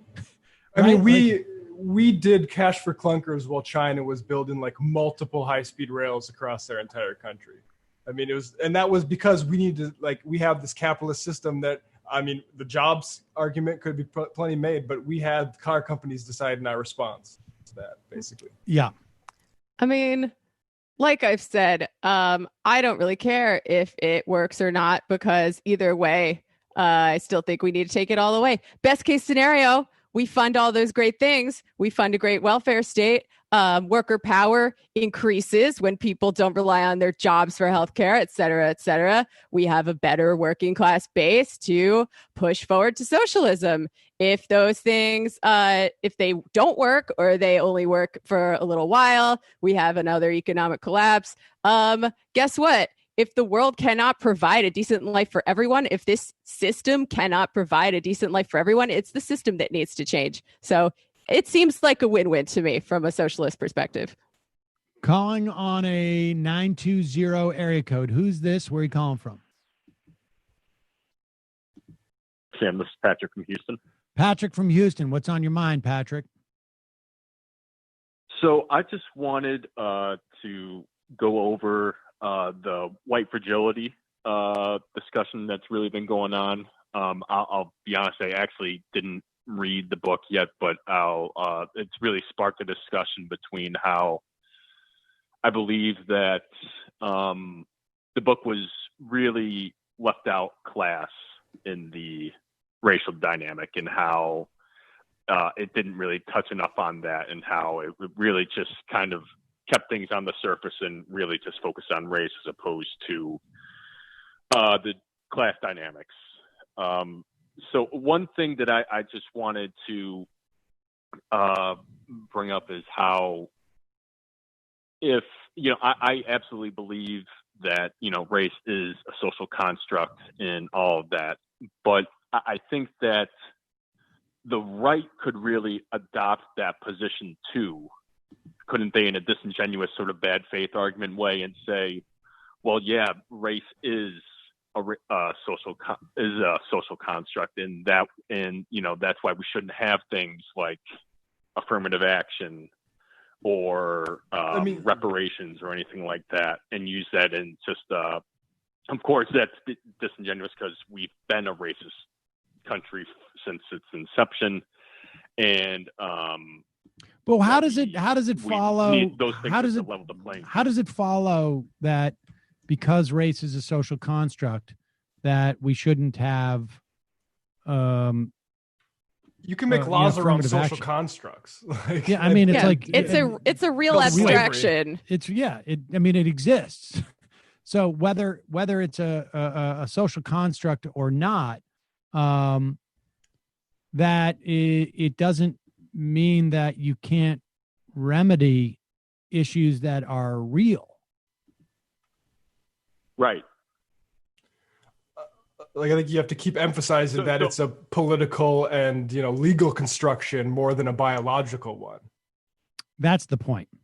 Absolutely, and that's what I'm saying, is that the right would say, well, those things, those aren't real aspects. Well, we have to know laws, like laws are real. So you can say hey, Virginia decided Black people, the people who own their indentured, those are slaves now, and also their future kids are slaves, and that's because they're Black from Africa, right? Those are, just because that's a social construct, you can see how huge of material impact that would have for centuries, right? So it's a social construct, right? Exactly. And in this fact, the social construct outweighs whatever biological differences people want to use to mystify them. And I would also say that I am not I don't what where are we going to see that? What conservative movement are we going to see of where there's that level of sophistication in talking about race? I'm just sorry. I don't think we're going to see that. I mean, the thing that they do, right? Like Richard Spencer refers to himself as a white identitarian. They use the language, they appropriate the language of liberal identity politics and use it for white people, where they're like, all right, you got Black pride, you got Mexican pride, whatever. We've got white pride. It's all the same. Everyone should be proud of their ethnicity. And they kind of appropriate it and turn it on its head in a very sly way. Because there is something essentializing about that stuff. Right. But that's just a rhetorical trick. I mean, it's the same thing as George Bush saying, I'm passing the clean air, the Clean Skies Initiative. Oh, wow, that sounds pretty good. Except for what it does is it allows, it actually drops it actually forces states to lower their standards in terms of how much mercury you can put into the air. Yeah. I mean, it's a rhetorical trick, but theoretically they could, there's any rhetorical trick. I just don't think that it's meaningful in any way. I mean, there is that faction on the right though, right? Where that's kind of like the Larry Elder sort of Coleman Hughes sort of faction of the right, where they say that the welfare state has been that's the one thing holding Black Americans back, right? I mean, that's the point that's sort of the BS argument that they make. Yeah, but that argument is 30, 40 years old. Right. I mean, it's I just don't think I'm not worried about what they're telling themselves that the what do you call it? The safety net has become a hammock. Yeah, just say redlining. Like, I mean, right? Like, it wasn't that they couldn't just, get into a different mindset to avoid that. I mean, there is a certain kind of essentializing that goes on, I think, on the part of both liberals and conservatives sometimes, where, you view race as this sort of mystical, ahistorical thing that is not grounded in material realities, right? The material factors that created racial categories and racism in history, and view it as this mystical thing that exists on its own, completely untethered from material factors. That is a common thread between sort of the way some liberals think about race and the way some conservatives and the way some class reductionists on the left think about race, for that matter, when they're like, the only thing that matters is the economy. We can separate out this abstraction that is race from the material basis of society, which is also bad, right? Because we know that race is a material relation, and it is marbled with class in a very complicated way. And that's actually part of what I'm focusing on right now in my own studies, trying to go really deep and understand that better, because I think it's really important in this moment. Well, I also think that there's a difference between saying that the social construct of race is a function of a class war, if you will, and saying that that was its impetus, as opposed to its implications today. It may have been these racial designations may be designed as a function of maintaining, a class of people that could be exploited, in some type of class war.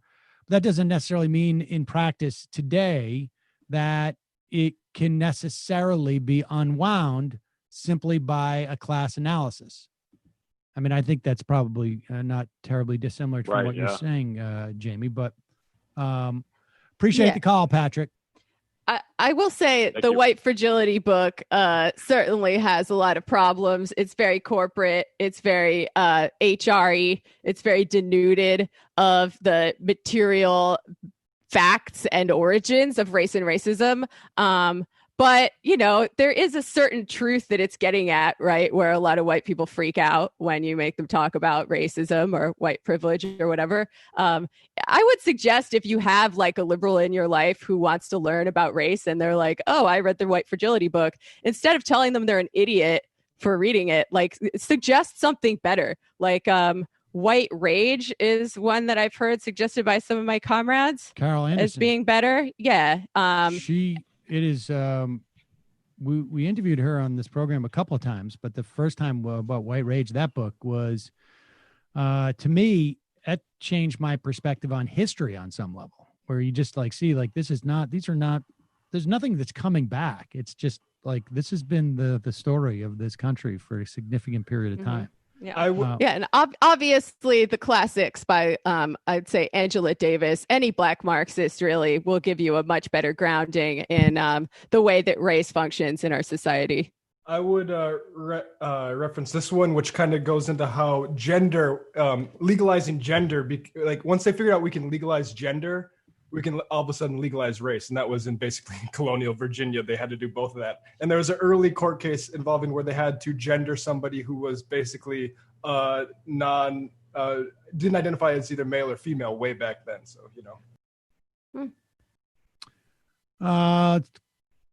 Take one more call. Calling from a 206 area code. Who's this? Where are you calling from? This is Erica. Erica, where are you calling from? Hi, I'm calling from Seattle. Hi, Erica from Seattle. What's on your mind? Let me just shut my window. The guy's blow drying outside. Here we go. Yeah, Stan, you had a call on Friday, Cole from GNN. There's been a lot of issues surrounding him And I just was hoping that we could get some clarification from you and the team on these allegations. I know Jamie has heard of them before, and I'm a little bit interested to hear why she hasn't discussed this with you, since you've promoted him on your show a few times now since this is all found out. Well, I mean, to be honest with you, I'm not familiar with them. I mean, I don't. I tell you what you can do. You can send me a link. Sure. I sent you an email already over the week. Obviously, you know, we've been kind of dealing with this in the community for the whole week while you guys were on vacation. And so, you know, I'm just really hoping that maybe at least next time he comes on the show, you'd be willing to ask him about this and kind of see where he stands on it. I mean, do you want to give me the broad? Well, I don't know if I want to do that either. Let me look at the email. I mean, I got to be honest with you. Like, there are the range of these type of things. I've seen things where people are talking about, like, and I'm not saying that's what in this case. It's just that I have seen things that have ranged from, like, this person treated that person unfairly and this and that. And I don't know. I mean, I'm not, let me put it this way. I'm not in a position necessarily to be an arbiter of these type of things. And I don't know if I feel comfortable with it. And I don't know if, frankly, I feel that comfortable with, like, airing it on this program. I'll look at the email. Hey, I totally hear you, Sam. So if I may, I would just like to say, then maybe we could just not promote him until, you know, we get a little more clarification on this, right? Is that fair? Yeah. Let me look at your email and you know, I will, you know, I'll look at it and see what the nature of it is. We got an IM to that effect. We won't promote him, hopefully. I mean, I'll tell you what I know about it, which is that Cole sent some creepy DMs to people that creeped them out, and they were gross, and he apologized for it, and people don't want to let it go. That's the story as I understand it. Is that an accurate description from your perspective? I mean, from what I've been told, that's pretty close, except for there was more targeted harassment. It wasn't just some things that were said. It was specifically sending your community or his community after individuals, specifically women in your community, that have been talking about this for quite a while because they haven't been heard. That's why it hasn't died down, Jamie. All right. Well, I'll look at the email. And I mean, I felt like Jamie's response on this, I love you, Jamie, I really, really do, but it wasn't where I would feel like you have really valued the person who had brought this information to you. You know who this is. You know she's incredibly credible. You know she's been in the community for a really long time. So to completely disregard her in the way that I've seen you do is just really heartbreaking to me as someone who absolutely adores you. So, I mean, that's where I'm coming from. I love all of you guys, and I would just like for the shit to be aired and for everything to be kind of resolved, or for us to just not promote people who make your community feel like absolute crap, you know, and seem to enjoy doing it. And empowering that even more just seems like it's going to lead to further destruction within a community that I love. And has there been any of events after the apology from your perspective? I mean, the events have mostly just been her trying to voice her story and her being disregarded as, you know, not having enough evidence or not having enough credibility to be able to even make these arguments against them. And that disregard has continued throughout multiple, you know, promotions of him. Jamie's gone on his show. Felix has gone on his show. You know, he's over time, it just seems to be escalating. And that's why I'm bringing this up. I heard about it a while ago. I'm talking about, well, maybe let's just but Erica, I'm talking about his behavior. I'm not talking about the behavior of third parties in relationship to him. I'm saying, since he apologized, has there been more behavior on his part that would indicate that that there's like an ongoing problem? Well, I mean, you're first of all classifying an apology as something that I wouldn't personally classify as an apology. It sounded more to me like just asked he you referred to Biden and said people are just misunderstanding things. So if he had taken accountability, maybe we could kind of move past this. But the apology I heard, which is public information, is not great. It's not an apology. So has the harassment continued? I don't know. I personally am not aware of who he's been harassing. I know the specific person we're talking about has managed to get away from his harassment, but only through her devices, not because he is, now better at it, right? Yeah, it's hard for me to, it's hard for me to make any type of assessment, based upon on this. I mean, I didn't apology wasn't my word. I asked you if Jamie's assessment of what happened was accurate, and you said yes. I mean, so I'm not, I'm not aware of any of it. So, but I'll read the email. I appreciate the call, Erica. Thank you, Sam. I appreciate you. Okay. Bye-bye. Bye-bye. It's very, it's obviously really difficult, these situations, but they become more difficult when there's no, it's not done in an institutional context on some level. And there's no ability to sort of like assess what's,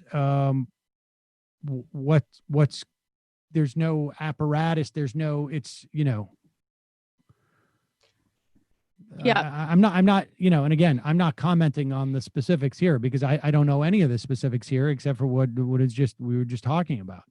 But, this is not a situation where it's like this happened at a workplace or a company or in the context of, there's nobody, I don't, as far as I can tell, who have like any type of like formalized relationships or even informal relationships. I just don't know. I don't know.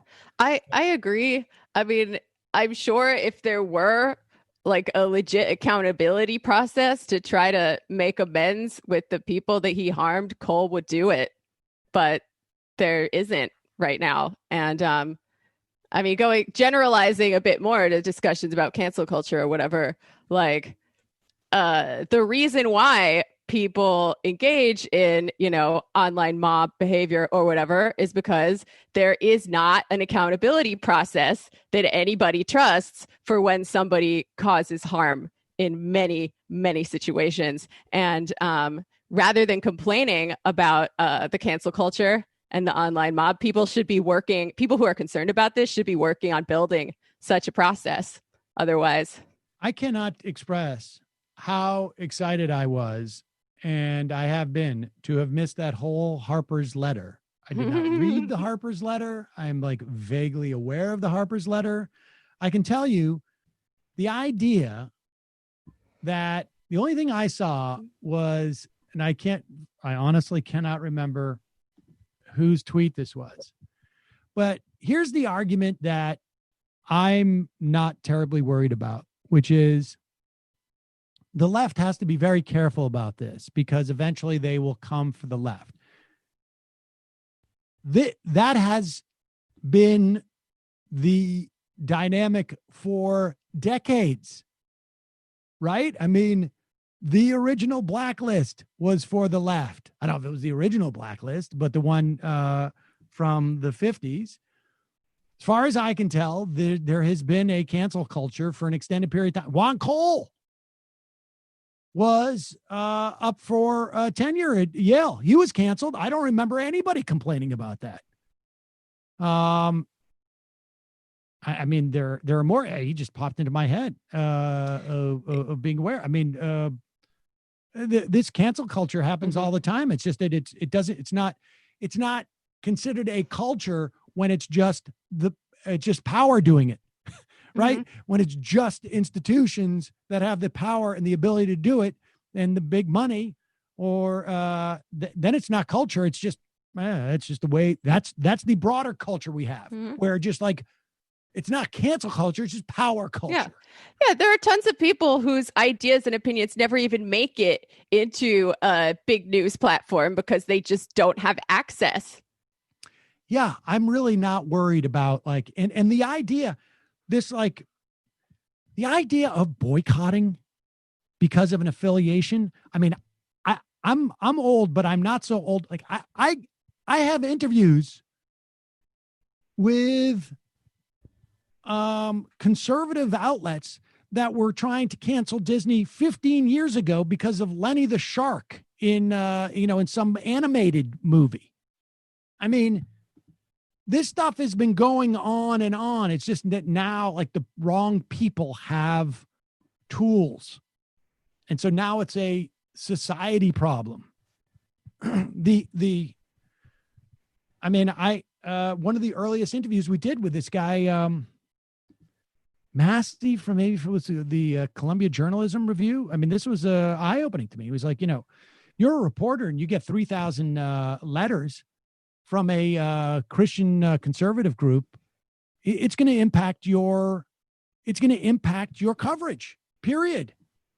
And that's what was happening for years until the ability to talk back to these people was democratized. And I got news for you. Those 3,000 letters that get sent by those Christian conservatives, that cost money. That there was organizing behind that. And when the mechanism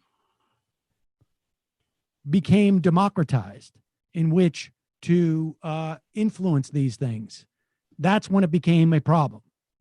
Now, I'm not saying that there isn't excesses, and there always hasn't been excesses. It's just that it strikes me as interesting that it is getting such attention now when this dynamic has existed for a very long time. I mean, well, I think it's a tactic that the kind of center and the right wing establishment break out periodically whenever they feel like they're under threat of any kind from, the people, the masses, what have you.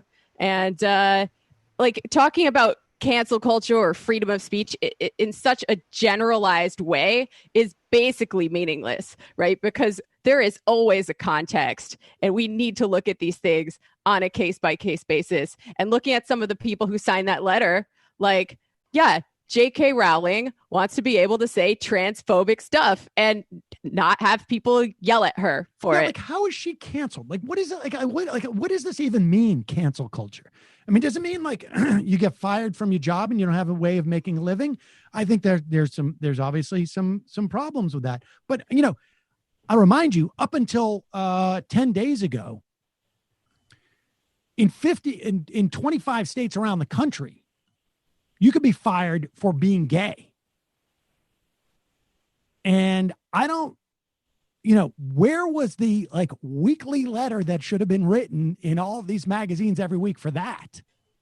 Like, Yeah, not to mention it's just like baldly disingenuous on the part of some of these people like Barry Weiss. I remember I was at Columbia at the same time that she was trying to get professors fired for criticizing Israel. So no, she doesn't really believe in freedom of speech. She believes in freedom of speech for her, which means having her bad opinions published in the New York Times and, a cancellation for people who she disagrees with. Now, of course, the problem with all of these things, Jamie, things like cancel culture and all of this crazy excess where, we are no longer celebrating generals of the Confederacy. This has all been highly problematic, but maybe no more difficult for anybody than it has been for Dave Rubin. And ladies and gentlemen, I think longtime listeners of this program know that for probably 4 or 5 years, has it been that long? I have, as one of my projects, in addition with raising my children, have wanted to make Dave Rubin fess up to the fact that he is not, in fact, on the left. He's not a lefty. That he's espousing right-wing talking points. And over the years, when I heard he was having a book that was going to come out, and it took a long time for that book to come out, actually. I think there was some problems with the marketing at one point. I kept pushing, and eventually he had to sort of concede that he is a righty. He now works for Blaze Television, Glenn Beck's thing, and the circle, I believe, has been closed in this interview with Michael Knowles. Michael Knowles is that guy who had a demo reel and now works for Daily Wire. Now, I should warn you, this is a long clip, but we're going to go through it because it is both impressive in its stupidity and also, I think, impressive in its honesty. Does the future look like in the remaining 3 minutes? Give me some hope, or don't. I could tack on 2 hours. We might need it for that question. What does the future look like? Well, I always say that I'm a world-weary optimist. I'm an optimist ultimately because I don't know how you could do what we do, meaning talk about the world and explore all this stuff. No, pause it. Just don't. You don't have to cut to me. Just pause it because he's an optimist. Keep that in mind. What is an optimist? Somebody who thinks that ultimately things are going to be better. I just want you to follow this. I wish we could diagram it, but go ahead. Because otherwise, well, first off, this would be depressing as hell all the time, but I don't know how I could wake up and do it. Right. But at the same time, I describe myself as world weary because, as I think I said before, I'm a realist. I think first, I see the world as it is, not as I want it to be. I want the world to be a certain way, but that doesn't mean it is. What happens is with a lot of these, the Marxist, the leftists. Now, that's not optimism. Having aspirations is not optimistic. Thinking that things are going to work out is optimistic. So he doesn't know what optimism means, and he's world weary. He's a realist. He's an optimist realist. He's an optimist and a realist. Go ahead. What happens is with a lot of these, the Marxists, the leftists, whatever they are, they just want the world to be a certain way, so they demand that it be that way. Yeah. And they'll burn everything down in the process. Pause it. Now, I want to just diagram that too. So he's an optimist realist. Now the optimist, right, is not him. He wants things that way, but he doesn't think that he doesn't delude himself as to that they're good. Now these leftist Marxists, they want things to be better. And what they do is they demand that it's better. So, which is sort of like what he is, according to him, an optimist realist. Like, I want things to be better, but I know that they're not, because I could see how things are, which of course, if you want things to be better, you must see how they are now too. So he's basically making no distinction as far as I can tell, except for they burn it all down. So that's where we left it. They burn it all down. Continue. Generally could see as if we're trying to get a roadmap to some sanity in the future. Yeah. Well, I think Trump has to win. Yeah. Wait, go back a little bit. Go back a little bit. I mean, it's just like every moment is just a contradiction. It really is. It's amazing how he doesn't even have to wait 10 seconds, but continue. Want the world to be a certain way, so they demand that it be that way. Yeah. And they'll burn everything down in the process. I think here's what I generally could see as if we're trying to get a roadmap to some sanity in the future. Yeah. Well, I think Trump has to win. Yeah. I think like that's just you think it really matters. 2020 is. Yeah. I've been thinking about this a lot. It's like, every election, this is the most important election ever. It's never been more important. Right. Our values were, this time it's like, man, if he doesn't win, anything that we remember about America, and I don't say this as some rah-rah Trump guy. They're burning down the buildings. And they're here to wreck the entire thing. Yeah. They're here. It's here. The ship has arrived on the shore. Do we want to just sit there and watch as they burn our houses down, or do we want to do something? This is also the irony of the people that I'm even more frustrated with. And, the crazy leftists, I'm like not even frustrated by them anymore because it's kind of funny. It is what it is. Yeah. But I would say the never Trump conservatives, all three of them, this bulwark, Bill Kristol, David Frum crew. The bulwark. It's like you guys just want to be liked by lefties. Yeah, they're funded by leftists. Yeah, you want to be liked by lefties. You didn't want to do anything or conserve anything, really. You want to go to nice parties. You want to conserve he just skips over the people who are going to burn down his house. He just skips out of the people who are going to change everything that we remember about America. I don't know what he's talking about. I don't know exactly what it is that we remember. Is he talking about slavery? Is he just talking about I don't know, I'm not quite clear on what he's talking about that we're remembering. He's not very specific about that, but he just quickly skips over those people to the most irrelevant group of people you could actually have, who Knowles himself says is 3 people, but they have websites. Of course, they're funded by lefties. I mean, why wouldn't you pour money into that? But here, and I'm being facetious, but continue. Their paychecks and their that's what they want to in the New York consider. Times. And I don't like to attack people's motives, but it's almost impossible. But them, I'm willing to. For those guys, it's fine. What I would say is Trump has to win. Now, not that will stop this, because it will then cause it to freak out even more. So I think we're in for 4 more crazy years for sure. Yeah. The only way we're in for 4 more crazy years that at least continue freedom and capitalism is through Trump.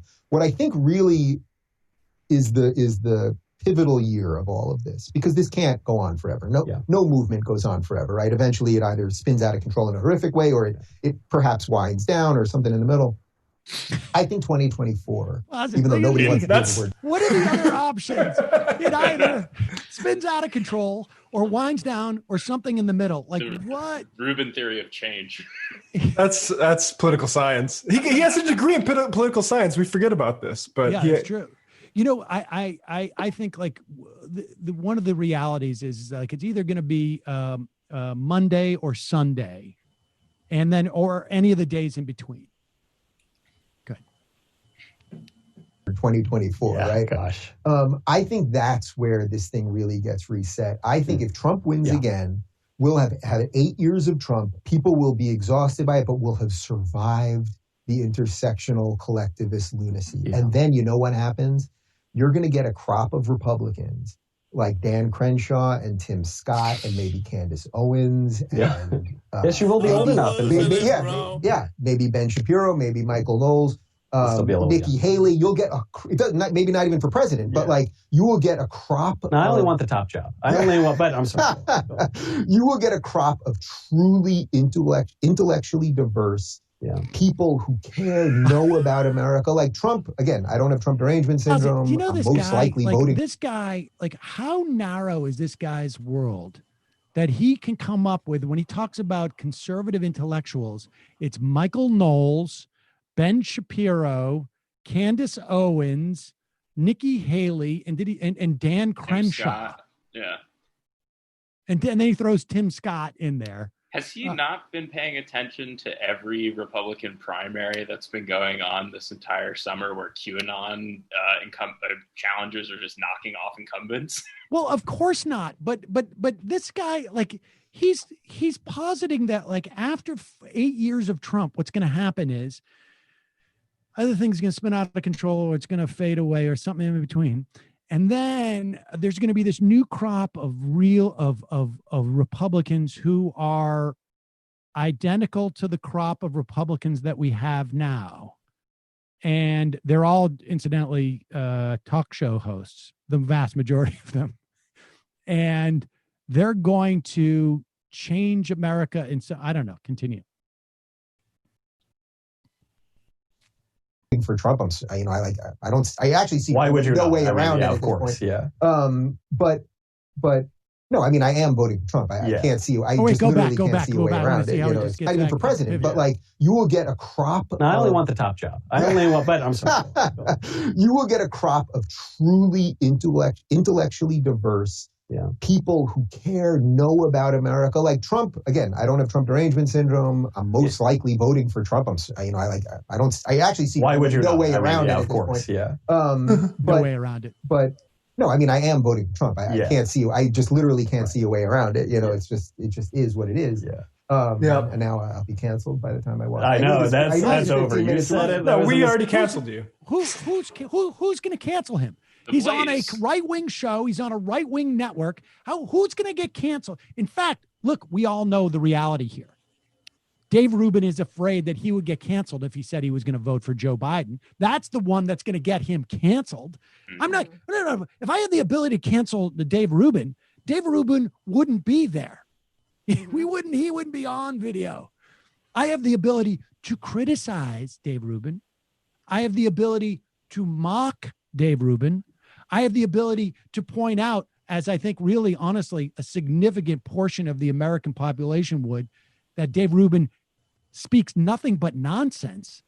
But I have the ability to cancel him. If only. In fact, I'm celebrating the fact that he's voting for Donald Trump because he has finally come out of the closet and admitted who he is and what his ideology is. Mm-hmm. I mean, Joe Biden is too radical for this guy.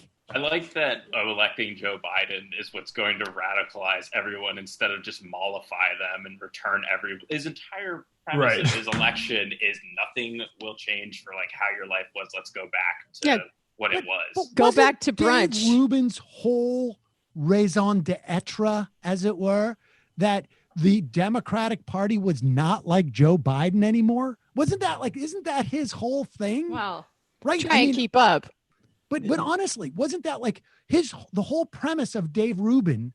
I thought was like, I'm like the old Democrats, not these radical new ones. Like, but Biden was Obama's vice president. I left that club when he did that. I mean, that was his old grift that Dave Rubin was doing. And I think he recognized that there is just not very much of a market for that anymore. Right. All of the libertarians are fascists now. So you got to pick a lane. Right. Yeah, exactly. That's what's going on. He has to be the former lefty now. I guess from a narrative structure, you can't be the disaffected lefty forever. You have to be the former lefty. Mm-hmm. It's depressing to me how all these cancel culture things, people are imagining themselves as television producers that get to like cancel shows, because this comes from like cancel Colbert, and even that was like I think a reaction to how people wanted Arrested Development to get another season, and it's all just consumer culture. Wow. Like all this stuff is like, what can I have available to consume, and we should not let people consume that stuff. But isn't it also just like replaced PC? Right. I mean, it's just like another sort of like, club that just like, this is it really is. Right. I mean, this is just another like sort of PC complaint, anti-PCism. It's just that, there's burnout of these terms at one point. All right. So let's go to the coup de grace where he just says, of course, I'm voting for Trump, and that's it. Right. Or did we finish it already? That was the end. Oh, that was the end. All right. Well, there it is. Dave Rubin, thank you for making my return so pleasant. I'm sorry I had to, he's blocked me on Twitter, so I don't get the chance to see this stuff that often. It's a real shame. I mean, Dave's basically an anti-communist now. He supported Bolsonaro because he was against the Marxists, and now he's supporting Trump. I think Bolsonaro. Oh, wait. Bolsonaro. Yeah. Bolsonaro, I think, is who he. Well, he was anti-PC, so that was good. One more thing on the cancellation news item, or whatever we want to call it. Citations Needed had a very good news brief on it, and I think I agree with 100% of their take. So I recommend listening to it. Let's. I sort of don't want to do this back to back, but it only makes sense because I know Eric Weinstein because he's the brother of Brett Weinstein, who I think, I would suggest, I don't know if there's a way to easily find Matt Lex, our own Matt Lex, extensive threads on Brett Weinstein and how this guy was just involved in a long con, essentially. I mean, it's my opinion. Yeah. Yeah. And it's your opinion. But you brought a significant amount of data to support your case. And then Eric is his brother and works for Peter Thiel. I think he still does. Big free speech champion. He got into the IDW and, so he was friends with Dave Rubin. Now, he called me and I can't remember like what the impetus of the call was. I might have like been going at him on Twitter because he had made some comment about me, maybe on some other show. And you on Rogan, I think. Yeah. And maybe I invited him onto the show. And instead what he did is he DM'd and he said, like, let's talk. And I don't generally like to do this, have private talks with people because I'm not that kind of person. But I thought if I could encourage him to come on the show, that would be good, because part of this was my Dave Rubin project.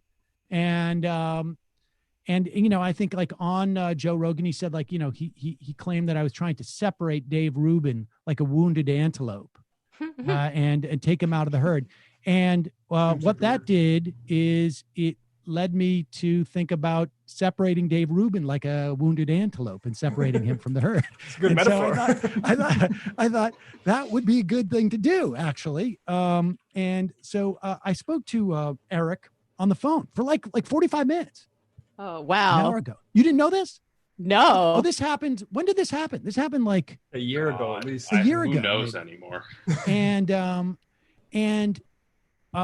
I was struck on how critical he was of Dave Rubin at the time.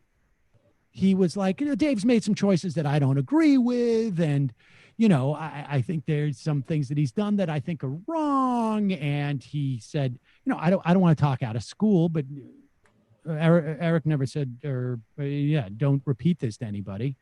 And it's quite apparent. And I did not repeat it because, you know, I wanted him to come on the show and I wanted to show, you know, that I could be respectful, but I think he's been disrespecting me. And so I think, like, you know, now we have a different relationship. But he said stuff like he thought that Dave was confused by some things. And he implied that, like, he thought that Dave was just not that bright and was making some bad mistakes. And what I've come to understand is that Eric sees now an opening for himself now that Dave Rubin has exited a certain slot in the IDW sphere. Eric wants to be that guy. That's why he ended up starting his own show and inviting all the same guests on. Exactly. Rubin did. And it's really funny because apparently, well, here, let's play this clip. Now, I haven't had anything to do with this guy in, I don't know, since he was on Sam Harris's show and they were talking about me, saying that I was psycho. And, or no, what did they say? That I was, what did he say? It was, it wasn't psycho, it was something like sociopathic. Oh, yeah. Yeah, sociopathic. Now, that was like, I don't know. That was also like 6 to 8 months ago or something. I don't know. I don't remember when it was. And then this crops up in the one time I checked Twitter this week. Apparently he's on some show. I don't know whose show this is. And he says, David Pakman, he's, you know, talking about people on the left that he thinks is, you know, a real engagers. And it's all just sort of like, I can't even believe how myopic this all is, but here he is. Like you can't come up with anybody on the left or the right, you know, like, you know, Dave Rubin says that the right, there's a whole new, you know, intellectual conservative pillars, Candace Owen and Ben Shapiro. Are you serious? And here is, you know, Eric Weinstein. It is, these guys are so much about celebrity. It is fascinating. Yeah. That they can't even think outside of like, well, I need to, and Pakman apparently did this. So we took Pakman's clip just to promote Pakman. Yeah, I think like Eric Weinstein's ultimate project is to be in a shot like this, where he's behind a bunch of books in a jacket without a well, oh yeah, it's pure performance of intellectualism. I have some evidence about it too. All right, go ahead. Play this. Are there any critiques that you think have been valuable or been useful? Very few. There have been a few, but very few. Very few. Very few. Well,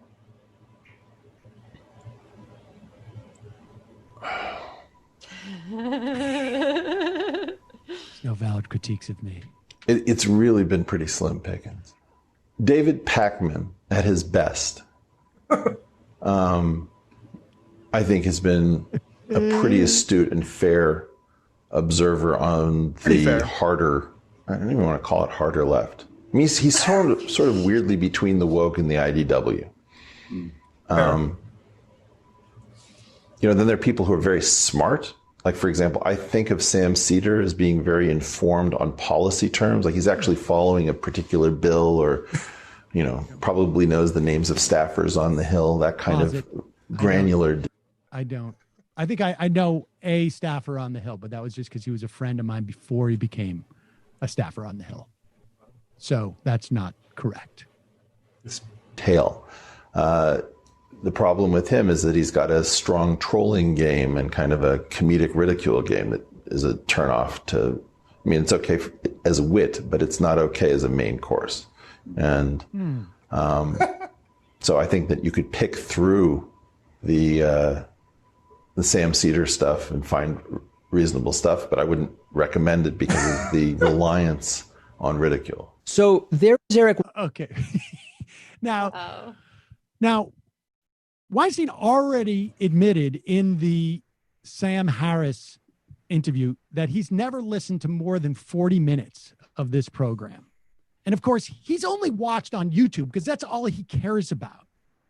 Right? Like he hasn't seen interviews that we do almost on a daily basis with academics. But here's the part. I don't care at all what Eric Weinstein says.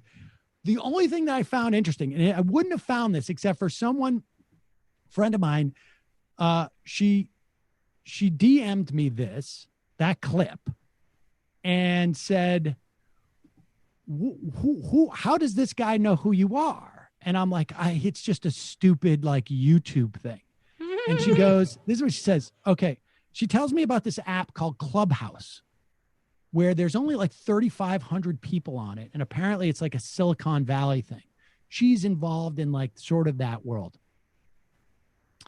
And this is what she said. Yeah, he's on that app every night talking about politics, jazz, quantum physics. He sounds smart, but he also seems to have a hard-on for just hearing himself speak. Oh, no. Which I think is really this is what I find sort of fascinating about all these things, like with Dave Rubin coming out and saying he's voting for Trump. You have Eric is almost like, it feels like he's inviting me to troll him like I did Dave, because he must think that it somehow helped Dave. And he wants to be involved. And I will just say this, Eric, if you want to come on the show, you have my phone number. I know that for a fact. I'm happy to have an interview with you. Yeah. But if you find that too trollish, then, I don't know what to tell you. But I really, there's nothing sadder to me. And part of the reason why I left, frankly, stopped doing work in straight show business is because there's nothing sadder than seeing people who desperately want to have some celebrity and not get it. Yeah. And this is a guy who wants to have celebrity. All his buddies, have big numbers on their shows, and he desperately wants it. And it's sad. And I feel like I could help him I could walk him through this and maybe get to the other side of that. If nothing else, you'd introduce him to a whole new audience. That's right. All these hard lefties. He doesn't need to come on for a main course either. It could be just like a side dish of Sam. We could do a side dish. We could do a main course. We could do either. An amuse-bouche. Yes. Now, of course, the biggest problem that we have with what's going on, and when you talk about the intellectuals, you talk about David Pakman and Sam Cedar and Candace Owen. Fascinating. This is the biggest problem we have, cancel culture. Now, not the fact that we have a president of the United States who, never mind commuting the sentence for Roger Stone, so that Stone doesn't tattletale on him. They have been trying desperately to essentially roll back and use the Justice Department as a way of getting Michael Flynn off the hook. And eventually, if they have to commute his sentence, they'll do that too. I think Flynn's not going back in for sentencing until September, so I imagine we'll see that. But just in case you were wondering, because this great American, here's Michael Flynn. He was the top national security official in terms of advising him in the country. So much so that he was the director of national security advisor. He was national security advisor to Donald Trump. Here he is saying the Pledge of Allegiance, but basically taking the QAnon oath. Wait for the end. Jack Flynn. Do solemnly swear. That I will support and defend. The Constitution of the United States. Constitution of the United States. Against all enemies, foreign and domestic. Against all enemies, foreign and domestic. That I will bear true faith and allegiance to the same. That I will bear true faith and allegiance to the same. That I take this obligation freely. Without any mental reservation. Or purpose of evasion. And that I will well and faithfully. Discharge the duties. Of the office on which I am about to enter. So help me God. Where we go one, we go all. God bless America. Where we go one, where we go all. Do you remember that from taking the Pledge of Allegiance in elementary school or whenever you did? No, I didn't have that until I started going to Catholic school. Brendan, did you pull up? Will you show people where we go one, we go all? That is a QAnon. Not Battlestar Galactica, right? That's something different. Yeah, it sounds like something like that. QAnon, and I feel like the best way to tell what's going on with real America is to see if it's on the graphic T-shirts. So there's a Q shirt. Where we go one, we go all. It's all over the place. You'll commonly see WWG. Yeah. What is that with the Ouroboros there? It's a Q. It's a Q. Oh my goodness. Where we go one, we go all. It's a QAnon. He's doing a Pledge of Allegiance to QAnon. Seems bad. I don't know. I mean, this is just confirmation of what we all knew based on his son's tweeting. Right. But it's apparently like it's coming from dad. Yeah. Well, I mean, even the Obama administration, right? Everyone thought he was nuts. Yes. Yeah. Particularly in the Obama administration. God. And it's going to be terrifying, right?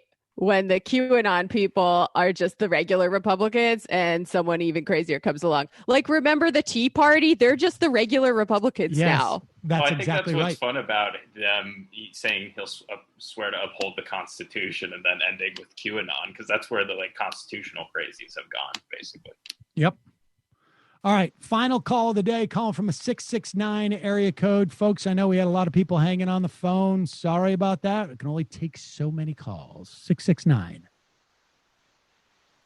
Hello, this is me. Yes, it is. Who's this? Where are you calling from? Give me a second. I'm just going to turn off the speaker. I'm calling from Silicon Valley. My name is Dev. Are you on that? Are you on that? What is the name of that? What was the name of that app? I am not. No, I am a scion of tech people rather than a tech person myself. Okay, not on Clubhouse. Off speaker. Ooh, wow, I can. Okay, what did I want to call about? This is for you know what? the train Go back. gang. Go back on speaker. Go back on speaker. You're too loud. Whatever you're doing is too loud. Oh, sorry. Is this better? A little bit less. How about that? Okay, better. Go ahead. Okay.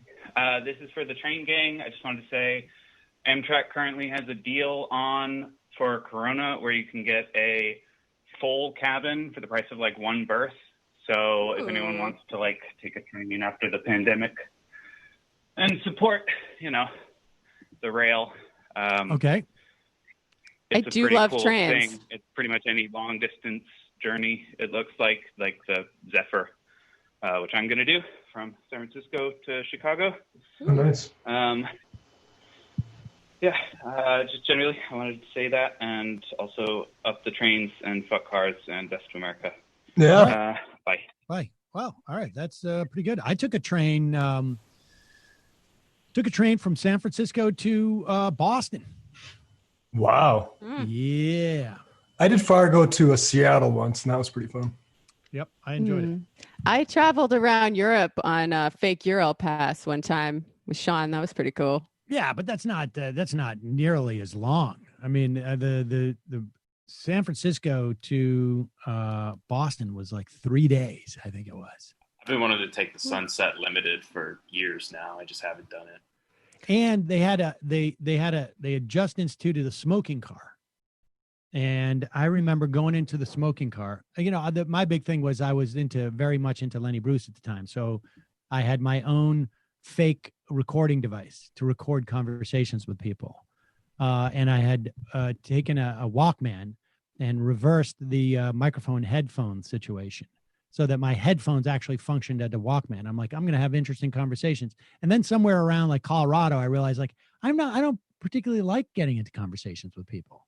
Like one-on-one. And so that didn't work out. But I did go into the smoking car and I sat down next to a guy, and the smoking car was disgusting. It was disgusting. But at the time I smoked and I wanted to go get a cigarette, and it was disgusting. It smelled and it was smoky. It was disgusting.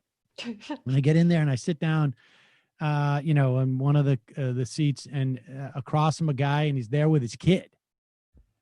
And we start to talk, and it's like, where you and maybe we hadn't gotten to Colorado yet. And he said, oh yeah, he's going to Denver, I think. And he said, where are you heading? And I said, I'm going to Boston. Oh, wow. Where are you headed? I'm going to Colorado. Oh, is that where you're from? Well, we're moving there. Oh, are you just sick of LA or sick of California? He's like, well, actually my kid's got asthma. So, and I'm just like, are you kidding me? We're in the smoking car. Yeah. Then I was just like, hey. A Square, MR back, all look good and sound rested. The merch is sweet. Coffee cups too. Yeah, there's coffee mugs in there, of course. Colin from Nebraska. What games should be played at DSA, Jamie? I've got a nice Marxist UGO deck if you'd like to be interested in learning, LOL. I'm not much of a gamer myself. I think I'm going to leave that to my more gaming inclined comrades. But I don't know. I played a game of Velcro catch at the beach the other day. That was pretty fun. I realize that's not the same kind of games you're talking about, but whatever. BMV Mike, you should make the archive feature a regular thing. What if you did a random Sam once a week, pulling sound from a day in history of MR? That's sort of a good idea. Yeah. Bank that idea. Lewis, updated Biden VP prediction. Condoleezza Rice, Hillary Clinton. Now, I think Karen Bass, I'm hearing, is got an inside track. Train Boy, it's disappointing that staff are so often overlooked in this debate about reopening schools. Staff, especially janitorial staff, frequently have lower unionization rates than teachers, and they literally have to clean up the mess. I agree. I just don't know that it's much easier to keep staff from interacting with the children, it seems to me. But yes, teachers and staff are potentially in danger. Arduin, hey Sam, hello from a brand new member of the Netherlands. Oh, well, you know what? I'll give you one of these for being a brand new member and also being from the Netherlands. COVID-wise, we're doing good here. I was even able to see my friends in real life in the local park recently from a safe distance after 3 months, but I fear for my friends in the U.S. Keep fighting the good fight, people. I'm rooting for you. Arduin, thank you. That's very nice. Mustache Report. Hey, Sam, new listener. And you once mentioned growing the mustache again. I had to become a member. You got my money. Now give me back the soup strainer. Appreciate the show, and thanks to the whole crew. I'll give you one of these, too. There you go. Bullprog. When are you going to run the new commercial? We're going to do that soon. I think I think we're about to launch that. Bullprog did a commercial for us, and of course, we got it right. Like as COVID hit and everything got messed up, but we're getting back into the flow of things. So I think we'll probably do it soon. Going to look into it, but appreciate it. Bullprog did a great job. Angel, seriously though, what the F is the deal with Trump wanting to open schools? What's his end game exactly? By opening schools full time, parents are able to go back to work. Theoretically. But I think the idea is that they just want to pretend it's not existing. I don't know. I think they also want to force the hand of the teachers unions. Ronald Bateman, welcome back, Sam and crew. Hope you all had a wonderful, well-deserved vacation. Curious if you thought that Trump-Miller White House election strategy was to sink so low politically, morally, ethically that any modicum of decency would reflect favorably in the polls and his chances for another term. Please bring back the stash. Left is best. I don't know if there's a strategy that he's running. I really don't. Rachel was right. Thank you for the vacation pre-records. The MMT discussion was especially encouraging. Portland Progressive. As a person living in the whitest city in America, I need to vent about the lack of diversity in the Portland suburbs. There are combined 4 black children in my 2 daughters' grades, and I shit you not, their parents are all white. Henry Wadsworth Thickfellow. Did you just say that our tax dollars, that's our tax dollars they're spending one working day after having Stephanie Kelton on? Well, in this instance, they are spending our tax dollars, aren't they? But yes, I understand what you're saying. Gigi Palin, the Disney Welcome Home AD literally ended with, literally ended with fascists beckoning you to come into the park. I mean, stormtroopers look cool, but during these times, that's kind of unsettling. I hadn't even thought about that. Well, tone deaf. Mini Doctors. Hi, Sam and crew. Can you fix it so we can buy merch here in the UK? Currently, the store doesn't allow it. Cheers. By the way, like the button. Hit the like button, folks. Thank you. Doug in Denver. My son graduated this spring and is supposed to be going to college in Florida this fall. He was going to do a gap year, but wants to start school this year. I feel like he's a part of a generation that's collateral damage in this pandemic. Yes, I know it. I know it. 10 lawn gnomes. With the ever-growing list of criminal and questionable activities from Trump, do you think there'll be any investigations or prosecution once the blanket of presidential immunity is lifted? I worry that let's not prosecute the past set a dangerous precedent for immoral presidential action. My worry is that they're afraid that prosecuting him will set a precedent for the future. I hope there will be. It's hard for me to imagine there won't be. But I'm not going to hold my breath. I agree. All right, 4 more. Colorado guy. Has anyone in the MR crew pondered at what the aftermath of the election will look like and the possible political violence we will see as the general election results trickle in? I believe even if Trump wins, there'll be a spike in violence. But if he loses, I think we need to prepare for a violent backlash. I am not convinced of that. I do think that there's going to be an attempt to, if he loses, to fight the election results. And there could be protests and counter protests. But I don't know that there's going to be. I wouldn't be surprised if there are contingency plans in the Pentagon for that reaction from Trump and like what they're going to do. Well, I think what we're going to see is not like I'm just staying here and here are my federal police. And incidentally, I just started reading a book called Ordinary Men. And the original German atrocities, the military wouldn't do them. They brought in police. But I think what we're going to see is Bill Barr go to the Supreme Court. That's, I think, what we're going to end up seeing. Yeah, I would pay more attention to the violence that's happening already. Yeah, exactly. The Antipasta. Has the MR crew ever considered doing a table read critical analysis of author Ben Shapiro's magnum opus, True Allegiance, having been released in 2016? And he releases so many books. Inadvertently predicts a lot of the Trump administration's behavior, but of course, in the fictional president, definitely not Obama, of such actions. Also serves as a great view of Ben's psyche and how racist he really is. Sounds interesting, though. There's some other podcasts have done that, though, unfortunately. We'll have to dig a little bit deeper. Yeah, is it you can maybe do Newt Gingrich's book or something like that, his fiction. I have a whole list of all the right-wing fiction forays. It might be Not a J on YouTube, or some leftist YouTuber has done deep dives into those Shapiro books. It is impossible, Kyle from SLC, impossible to do contact tracing when it takes 3 to 7 days to get test results and people are being forced to work in the meantime. Indeed. And the final IM of the day, I'm going to hang up on the phone. Sorry, folks. Apologize. A lot of people were on hold for a long time. I know it. Hey, Sam, I'm a recent grad from your alma mater. Oh, that would be Connecticut College, I believe, or Doherty. I've been hooked on to your show since my sophomore year. My family was living check to check before the pandemic, and I fear it's only going to get a lot worse for us following the quarantine. My mom is barely clinging on to her job, and I'm struggling to find any sort of employment in this current climate.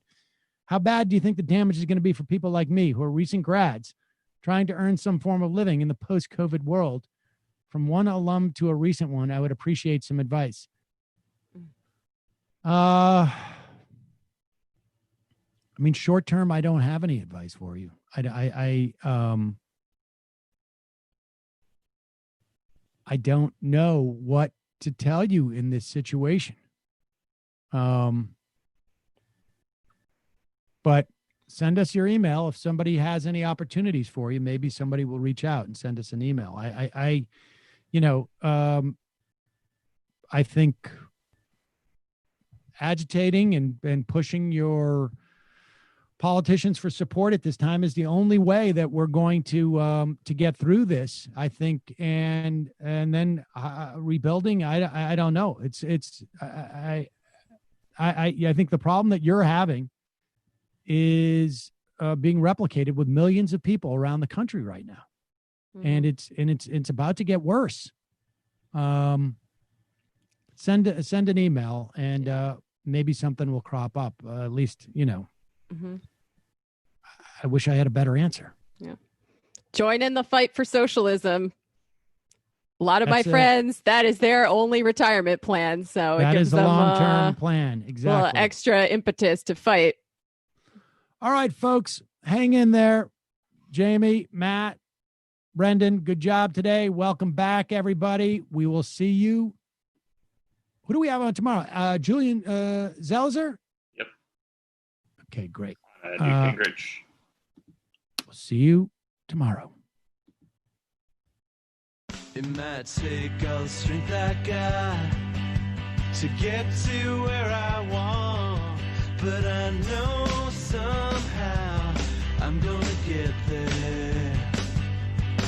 I wasn't looking when I just got caught between the truth and the light bar, but finding out won't make me feel any better.